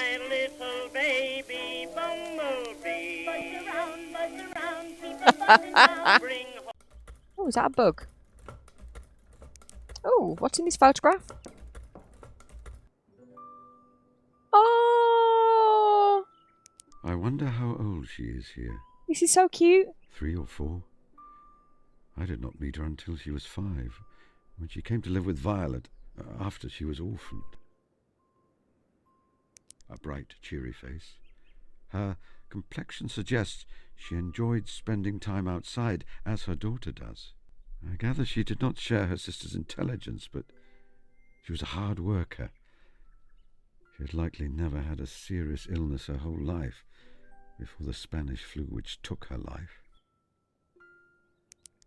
A soldier, an officer in fact. The uniform looks very new. You'd not seen any action when this photograph was taken.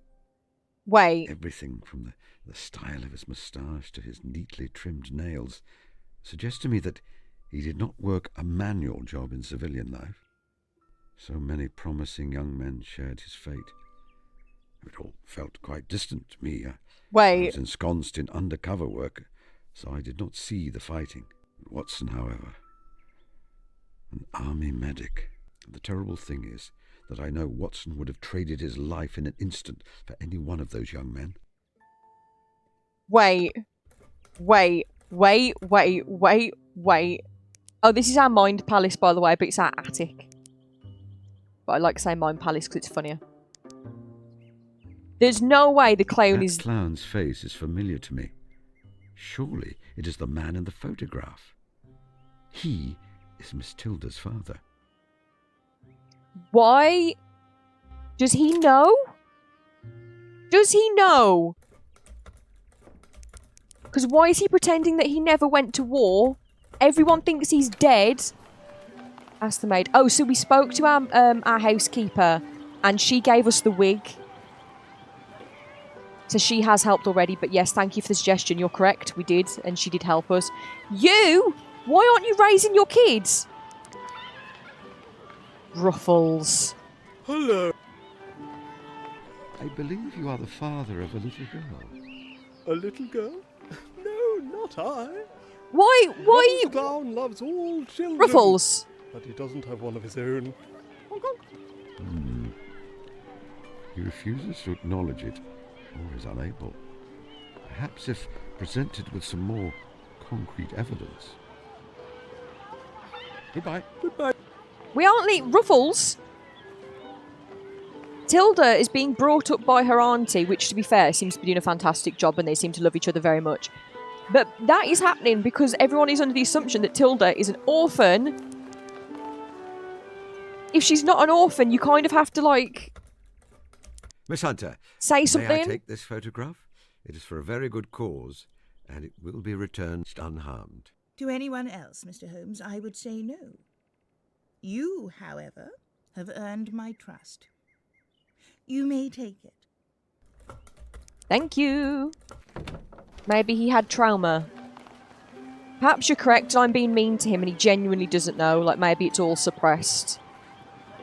And I'm just being a big bully. But we really like little Tilda. What I don't like the idea of her dad not, you know, being there for her. What's that? This is... Where did you get this? You are the soldier in the photograph, I believe. He is a man. Speak on that. Yes. I'm kidding. And the woman is my wife Jane, and the little girl my daughter. So he does know. Tilda. I thought this was lost. I perceive that you were invalided out of the war. Yes. An explosion. Oh. The first thing I knew of it was waking up in a German field hospital at Valenciennes, unable to see. One eye gone, and the other with a damaged cornea. The doctors and nurses there were skilled and attentive. They saved my other eye. Unfortunately, when the bandages were removed, I was disturbed by what I saw, especially in the mirror. My body was, I suppose, altered is the euphemism. This voice actor's doing a fantastic job, but it sounds like he's slightly further away from the mic at certain points. And I'm like, come back. I have a dear friend who was injured in a war. I have a dear friend who was injured in a war. I cannot hope to understand the experience, but I remember how it was for him. Newly acquainted. But I could sense it was a difficult adjustment. He couldn't stand loud noises. He was listless melancholy. He had some very bad days. Did he find a path forwards in the end? A new role? Yes, undoubtedly. I found that becoming the character of Ruffles the Clown helped. Applying makeup and devising an outfit which transformed my injuries gave me a kind of power. Does that make sense? Indeed it does. Yeah, he reclaimed his disability, but in the way of purposely making himself into an object of entertainment. What happened to your family? I was a prisoner of war for a time before being sent back to England. I discovered that I had been labelled missing in action before formally being presumed to be dead. I rushed back to our little cottage. I expected to embrace Jane at the door and for everything to be set right. Foolish, I suppose. Perhaps. But it is a sentiment I understand all too well. And she was not there? No. The house was empty. I asked neighbours and they told me she had died and that my daughter had been taken away to live with my wife's sister, Miss Violet Hunter. I thought myself damaged before. But with that news, I fell apart utterly. You did not go to visit Miss Hunter to let her know that you live? No, Mr. Holmes, I was unwell. It was shameful. Oh dear. I thought that little Tilda would be better with a heroic memory for a father than a broken half-man. I know your daughter. You know my Tilda? Yes. She lives here in the village with her Aunt Violet. She is a bright girl and a budding naturalist. She is happy and loved? Certainly. I don't know what to do. It is wonderful to know she is well, but would she be better off with me in her life? I let her think I was dead all these years. Oh, I think she's better off not knowing. You should tell her or I'm stepping back. I think you should tell her. I think you should tell her. I don't think Tilda, the lovely girl that we have been interacting with, is at all going to be put off by the fact that her father has a disability. I think she'll just be very happy that her father's not dead. And, she probably will want to stay with Miss Hunter. And I think her dad should allow that to happen, if that's what she wants. But yeah, I don't think Tilda would prefer a dead dad. It would mean a great deal for her to have you back in her life.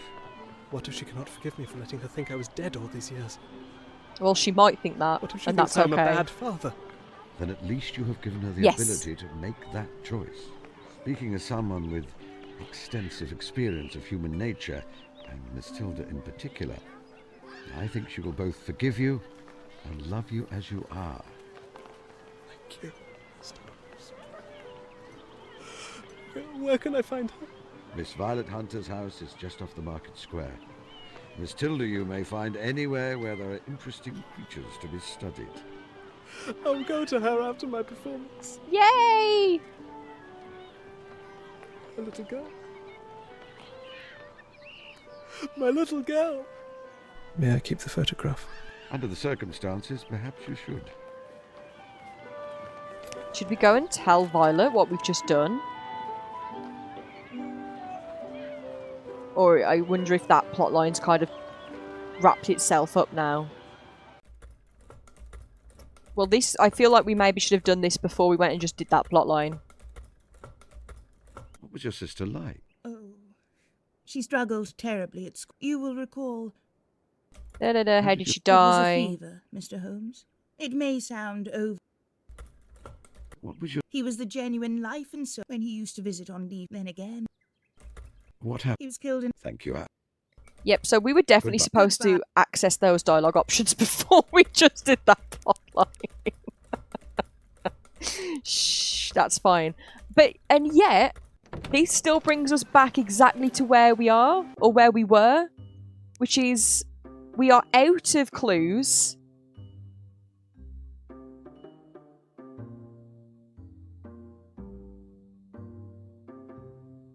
We are out of clues.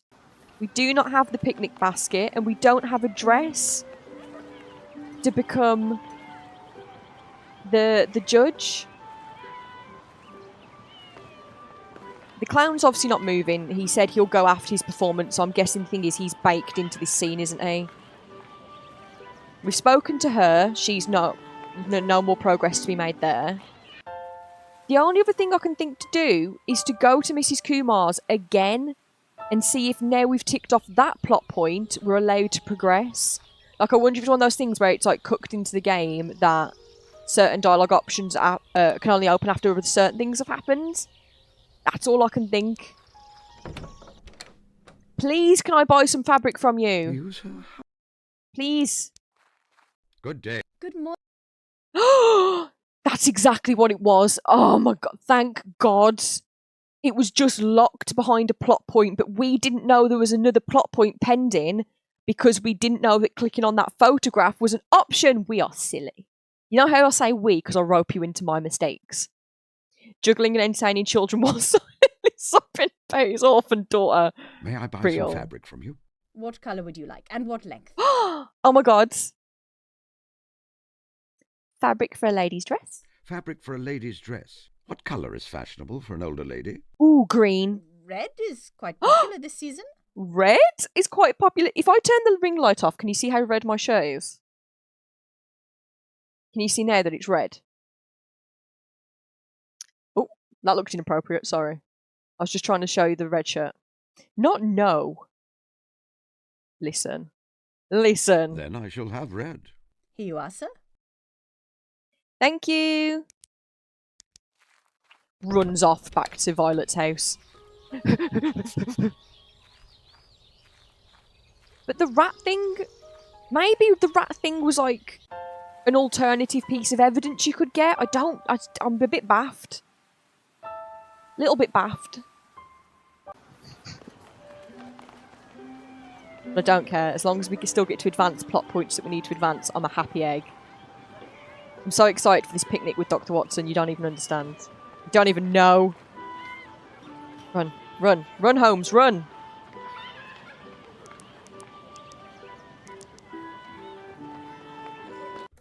Could you make a dress for me, pretty please? Also, can you Miss make Hunter, me look I'm sexy? afraid I must beg your assistance in a desperate matter. Of course, Mr. Holmes.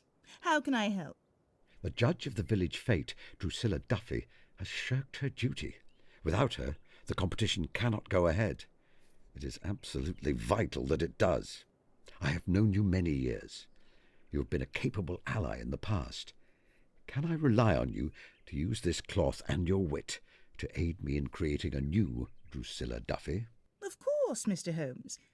It sounds rather fun to be a famous mystery writer for an hour or two.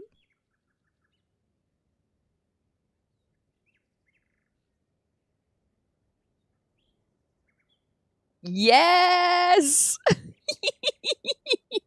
It looks rather good. Very elegant. Oh, my blushes. We are You serving. think I will combine it with the wig I acquired earlier to make a complete disguise. You may borrow an old straw hat of mine, too, if you wish. I would love that, Violet. Thank you so much. I know this will disappoint you greatly. Okay. We're really not going to get changed inside the house. We're getting changed out in the open. Are you... Holmes loves dressing up as a woman, and I love that for him. He makes me so happy. He's my favourite little fictional guy. Yay! He's having a magical girl transformation. I believe that not even Watson would recognise me dressed like this. Holmes, you are beautiful. A beautiful, beautiful lady. Do excuse me. I sent my apologies earlier. However, I'm now available to judge your competition. Oh, you mean to say you are... Mrs. Drusilla Duffy, indeed. May I just say, I am dearly fond of your Caspar Hassler books.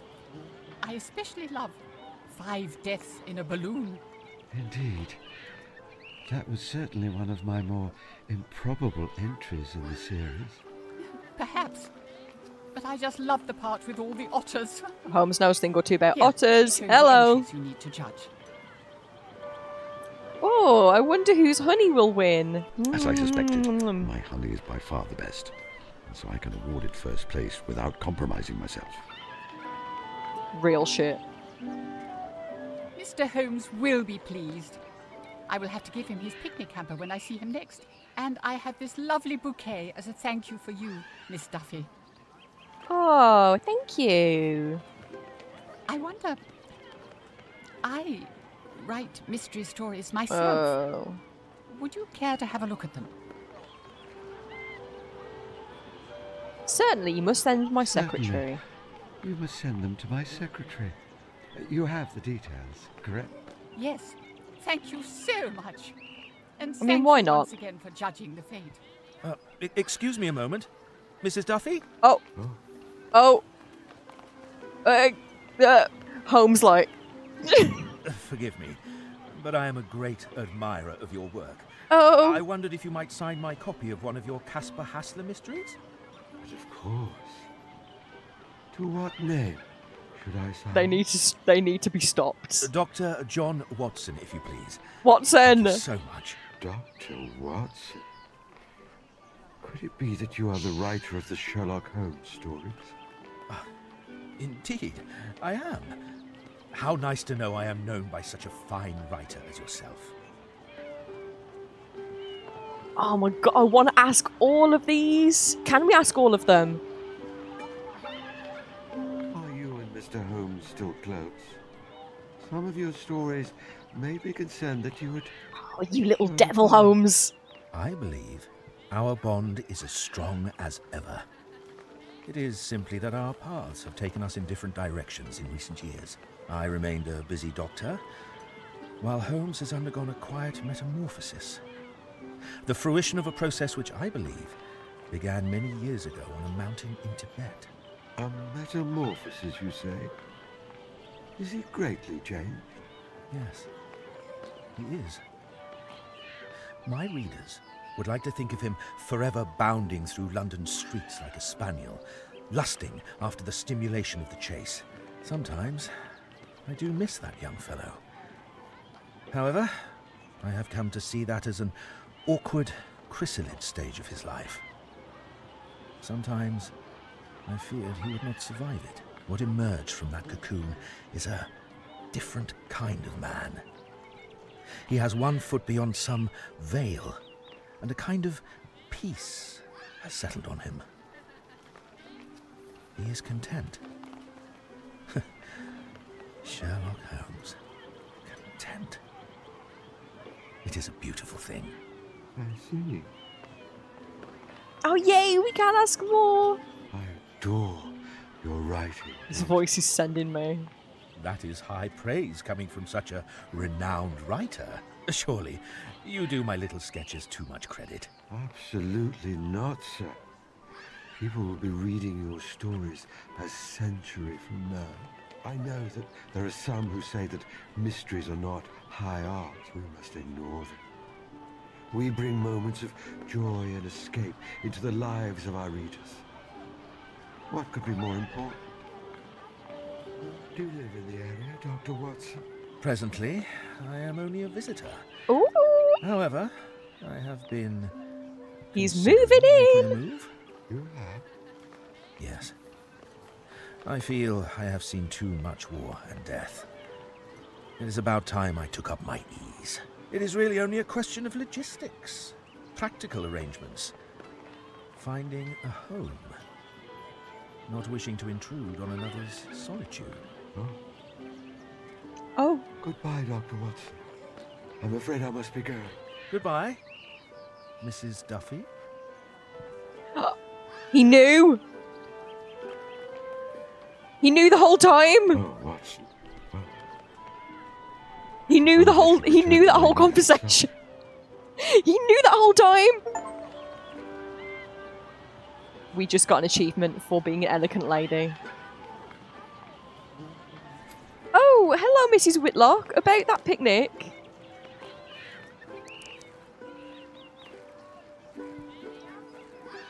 So good to see our local celebrity here in the village. I have come to collect my prize. I won the competition for the best honey, I see. You did, Mr. Holmes. What a shame you missed Miss Duffy. Here is your prize, this lovely picnic hamper. Goodbye, Mrs. Whitlock. Goodbye, Mr. Holmes.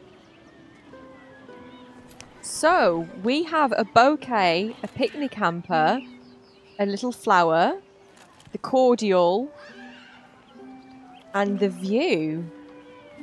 So we have everything, which does lead me to believe that the rat... Look, we've ticked it off. That the rat thing was like... I don't really know what happened there.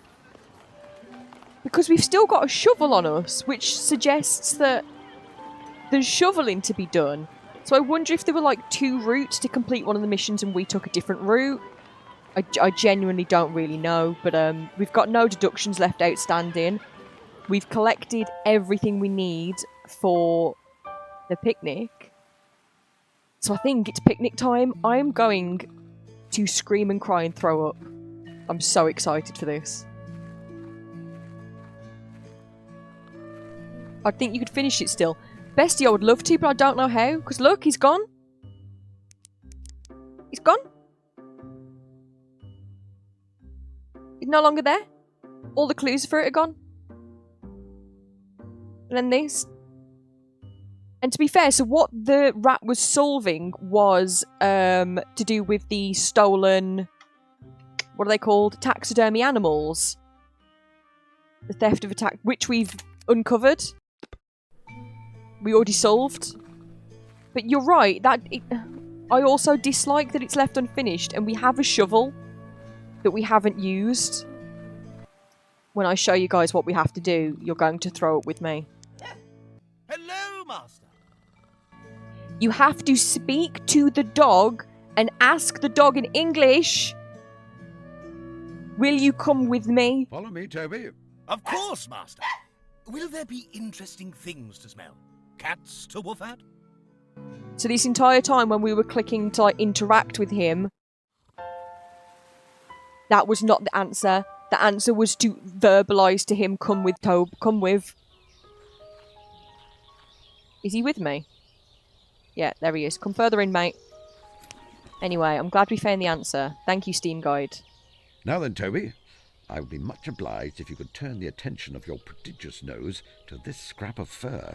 Are you able to lead me in the direction of the animal this is from? Thing to smell? Thing to smell? Let me see now. Yes, I have the scent. View halloo! The hunt is on. Thank you, Toby. Oh, he's off. Haroo! Haroo! Not this. This is the spot, Master. I can smell it here. Here?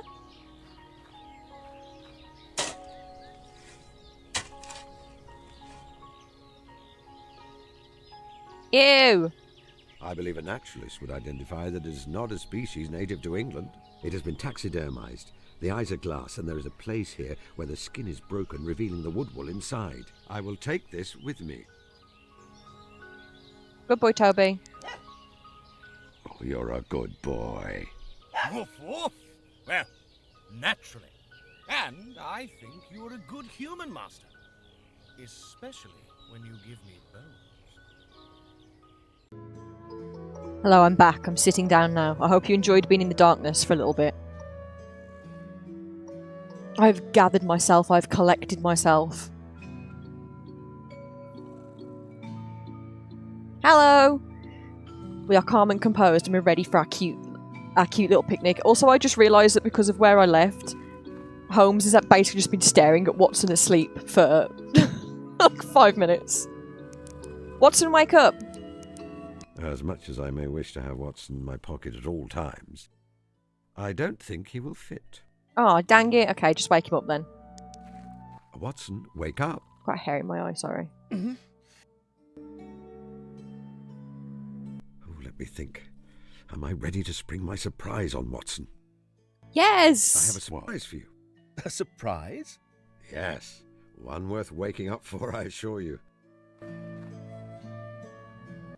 Ah! And we brought Toby! Here we are, Watson.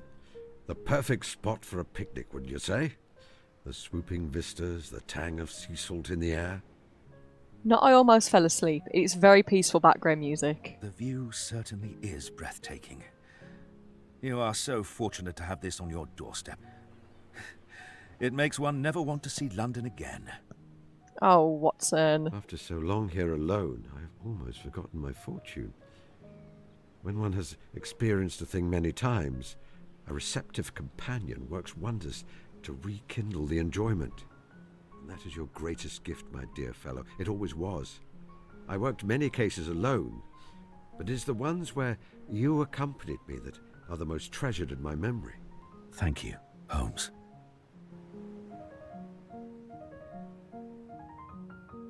Now let us see what we have in this hamper.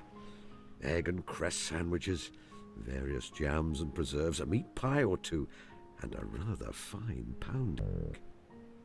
That audio anomaly made Holmes sound a bit like a demon. How delicious. Here is some elderflower cordial. I know it is a favourite of yours. I propose a toast to new beginnings, to sublime joy, to the tenacity of hope. Oh, that's so lovely. Also, I just noticed it's the bouquet that they've put in a metal jug to the side. That's so cute. I will drink to all those things, Holmes. And to you, dear fellow. I'm so very pleased you came here. It is precisely the rest cure I needed. I actually have a confession to make. Oh? I knew you were set upon mischief today. Yeah, he knows. And so, I followed you and observed He's your pretended actions to be at a asleep all distance. day. It was not deliberate. I intended to make myself fully known to you, but it became obvious that you had some secret plan. And, well, I was curious. I am sorry, dear fellow. Watson.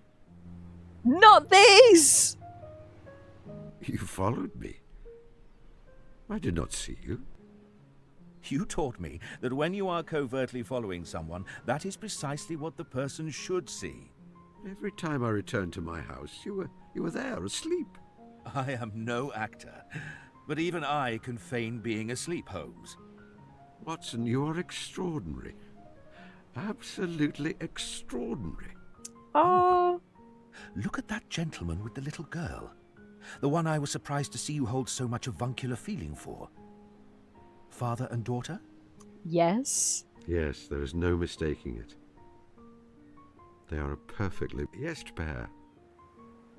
Perfectly matched pair, but there was a little bit of an audio glitch. Sorry. Twitch is trying to play an ad. I've just clicked snooze because you're not interrupting this. Oh, look what we helped happen. I love them so much. I must take you to meet her. She is a sweet little thing and very intelligent. I would like that. Ah! It was good of you to enlist the help of that little fellow Sanjay in that caper with the stolen taxidermy specimens, especially after you hurt his feelings so. You talked to him, didn't you? He was terribly upset with me. And then I was suddenly quite forgiven. I put it down to the caprice of youth, but it was you, wasn't it? Yes. I overheard you talking to the boy and saw his reaction. Later, after you had left, I introduced myself to him. He was rather overawed. I informed him that you did not mean to upset him. And when he told me of the problem with his cat, I told him that I was certain you would find it if asked to help. I'm pleased you proved me right. Aww. You did not turn in that young lady, Miss Ricci, to the police? Oh, what would have been the good in that? She was making a racket, and indeed running a racket. But I did not trust the police not to make a scapegoat of her. Why have you done all this, Holmes? The picnic, I mean. You do not act without specific reason. There is something I wanted to tell you. Ah! We get choices! Oh, I care for you as I would care for the brother, Watson. I love you as my dearest, truest friend. I care for you deeply in a way beyond words. I have always been in love with you. These are also the differentiation between Watson and John. I love all of them. I genuinely, my take on Holmes Watson is that it's not platonic, But I'm chill as long as people's interpretation of Holmes and Watson is that they are bookends of the same soul. I'm like, you've got it. Whether people want to argue that it's platonic or like familial or if it's romantic, as long as you can acknowledge that you cannot understand one of them without knowing of the other, I'm on board. Now, personally, do I think they are in love? Yes. Yes, I do. Not they are very gay to me. Cam, you are correct. I agree with that assessment. But I'm open to if people don't think that way. As long as they can acknowledge how important they are to each other, I'm like, okay, I'm on board. See, so I would like to I want to click the bottom one because I want that to be the outcome that we get. But I also really like this one. I care for you deeply in a way that's beyond words. So I think this one is obviously you go familial. This one is platonic. And then this one is romantic. What's this one? Or is it romantic as well, but it's just worded slightly differently? Or is this perhaps the option for... I don't know which of these other options I prefer, but I know that they care about one another deeply, and I just want to... I want that to be the ending, that they love each other in a way that they don't have to label or identify in any way. I feel like this is a beautiful ending, but I want a gay ending. I want that for us. I think we should get to indulge in that, especially considering just how gay their relationship is and just how rare it is to get an official adaptation of Holmes and Watson that includes them being romantic. It's wild to me that we've got adaptations of Holmes and Watson as different species from like different countries, different time periods. We have every adaptation of Holmes and Watson that you can imagine, and yet an adaptation of them where they are in love. Where is it? And don't tell me to watch The Private Life of Sherlock Holmes. I already watched The Private Life of Sherlock Holmes, and yes, it was very good. But it wasn't them explicitly in a relationship, which I would just like to see. Okay, I'm greedy, okay? I would like to see it. Love, we want to see love. I want to see love. Twitch is trying to play an ad again. I won't let it. It's not interrupting this. I'm indulging, okay? Let a little gay person be evil. It's my birthday. Let me have the gay ending. I love how no one's arguing with me. I'm just arguing with myself. We're having the gay ending. I think I've always been in love with you, John. That's the rub of it. I simply felt you should know. Holmes? I can only hope that the regard you may have for me and your memories of our long association are not tarnished by this. Holmes. Ah! You little chickies! Do not make me wait 40 more years for another. There's a good chap. I think there is little danger of that. Oh, are you saucy minx? Yet I have mistreated you terribly, Watson.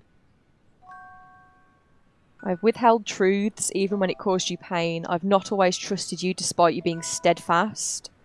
I've manipulated you terribly when it suited my own purposes. I've manipulated you terribly when it suited my own purposes. Yes. I have always known you have that capacity within you. Sometimes I wonder if I was the one writing your life story, or whether you were the one writing mine. Why have you taken me on as a burden when I have mistreated you so? You do not know the answer to that. Tell me. Oh, no. I will make you deduce it. But let me give you more data. Why did you take me on as a burden? You are not a burden. Of course I am. I am not a genius, therefore always one step behind you in matters of the mind. I frequently suffer from my war wounds, so I am slow and must be left behind. I have left you to get married, and embroil myself in the kind of domesticity you do not care for. I'm sure there have been times I have frustrated you in our years of association. For real, we also do need to talk about more how in the final years before Roy come back, Holmes and Watson barely saw each other. I feel like in the book it mentions something like twice a year. that they got down to so infrequently seeing each other, which, yes, is down to Holmes' stubbornness because he wouldn't go and visit them, but did Watson come and visit him? He could have come and visit. No, that's me blaming Watson. It's not Watson's fault. But it breaks my heart. It really does. Holmes is so attached to Watson, and once Watson gets married, and it is Holmes' fault, it's completely his fault, but I can acknowledge that it's his fault, and he still suffered. Like, yes, he might have shot himself in the foot, but he still fucking bled from the foot, you know what I'm saying? It makes me so sad. I cannot think about that period for Holmes, because it just makes me so sad. Like, I think especially as well, once you read the, I can't remember the name of the story, but the one where you get the Victor Trevor law, and you realise that Holmes has literally had 2 friends his entire life, and his first best friend left him for another country because of a traumatic outcome of one of Holmes's investigations. And then Holmes just didn't have another friend until Watson. And then Watson got married to a woman that he met about twice and knew for about a week. And he immediately moves out and leaves Holmes. And then they occasionally see each other, but it's not very frequent. And then they see each other like once or twice a year. And then Holmes tries to kill himself. Like, it just... I have a lot of feelings. And I don't blame Dr. Watson for getting married, but listen, when Dr. Watson got married and left Holmes, it just makes me very sad, okay? It makes me very sad. Oh, that is nothing. That is like looking at sea foam and calling it an ocean. The traits you mention are precisely those I value so highly in you. Your receptive mind gives me clarity. Your determination in the face of pain and injury gives me courage. Your romanticism and caring nature are entirely charming. So, you would say that sometimes the things we find most difficult about a person are also an aspect of the things we love most about them. I am a fool. Yes. No, Holmes. You are fallible. Thank heavens for that. What will you do now? What will you do now? Well, medicine is galloping on apace and leaving me behind. I shall rusticate to a place in the country. Do you have any suggestions of an appropriate location? Oh. These are all wonderful, wonderful dialogue choices.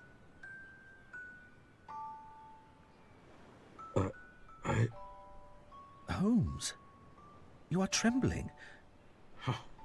Confound snakes and air guns and waterfalls and maddening poisons. This is fear. Whatever are you afraid of? You have artfully opened the way for me to ask you to stay here. For this to be your home as much as mine.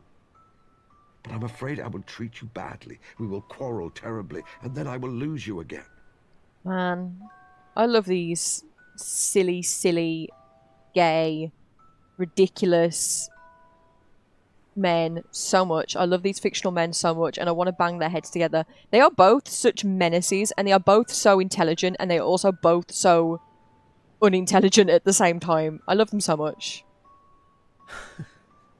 Of course we will quarrel. You think that 2 caring people whose lives are caught up together never get thoroughly sick of each other? When we do, we shall see it through together. I think there will be no more partings. Except the one brought about by Death himself. And I think even he may have a hard time of it. You promise it, Watson? Oh. Yes. I promise it. Oh my god, did Twitch start the ads? Oh, I maxed out how many times I'm allowed to postpone it. That's why it just did it, isn't it? Cam, does it say the ads? Are the ads finished? Wait. Cam, you back? I want you to see gay stuff. Okay, yes, it says you're back from ad. Hello. Then I shall promise too. No more partings. Ah!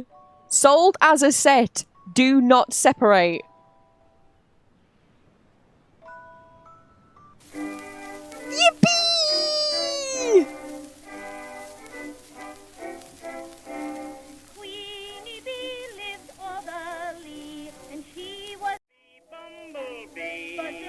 Also, yeah, this song is an absolute bop. Beta testers! Trans Holmes spotted! I see you. Mulking the cats.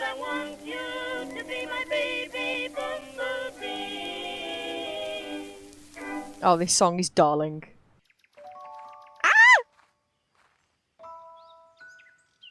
I believe this belongs to you.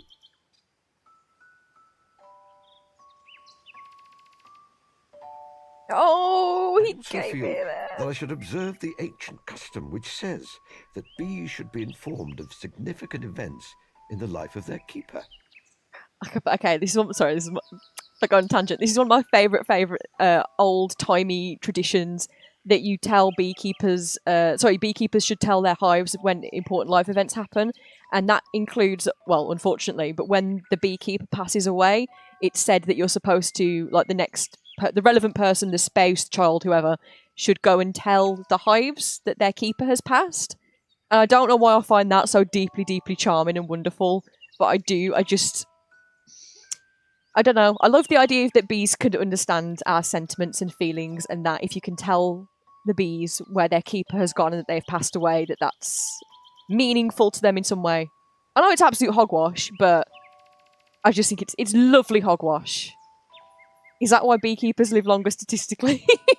Built-in therapy. Yes. Births, deaths, marriages, and so forth. Watson shall be staying here permanently. Yay! It's only right that you know. Oh, you do me, you. Oh, that was lovely. I'm a little bit teary-eyed. Which we knew I would be. This is my autistic hyperfixation, so we knew that there was a strong chance of me becoming far too emotionally invested in this game. I mean, I don't know what gave it away. My little Sherlock Holmes plushie watching. I mean, this and cats, but you get me. That was a fabulous game. There's a few little bugs and, just a few little bits and bobs that you can tell need tidying up. But honestly, the art is gorgeous. I love the point-and-click play style of the game. The music was fantastic. The voice acting was fantastic. I also do feel like maybe some of the plot points could do with just, like, pulling in a little bit more. Like, the fact that we could leave a specific plot point right to the end, and then we did it, and it didn't mean anything because that plot was already finished. I feel like maybe it could do with some tightening, just to pull us in that direction a bit clearer. But this was absolutely fantastic. I loved every second. The Sussex years for Holmes, the fact that there aren't more media products about that time is so sad because I find it endlessly fascinating. And I love that they give you different options to explore the Holmes-Watson bond and how important it is to both of them. And I love that we got to pick one that was gay. And he got a little kiss on the cheek. Anyway, this was a fantastic game. I loved it so much. So yeah, thank you for playing this game with me, guys. It's been 4 hours and we've been playing for 4:20. Okay, bye, love you, bye, bye, love you, bye, bye, love you, bye, bye, love you, bye. Mwah.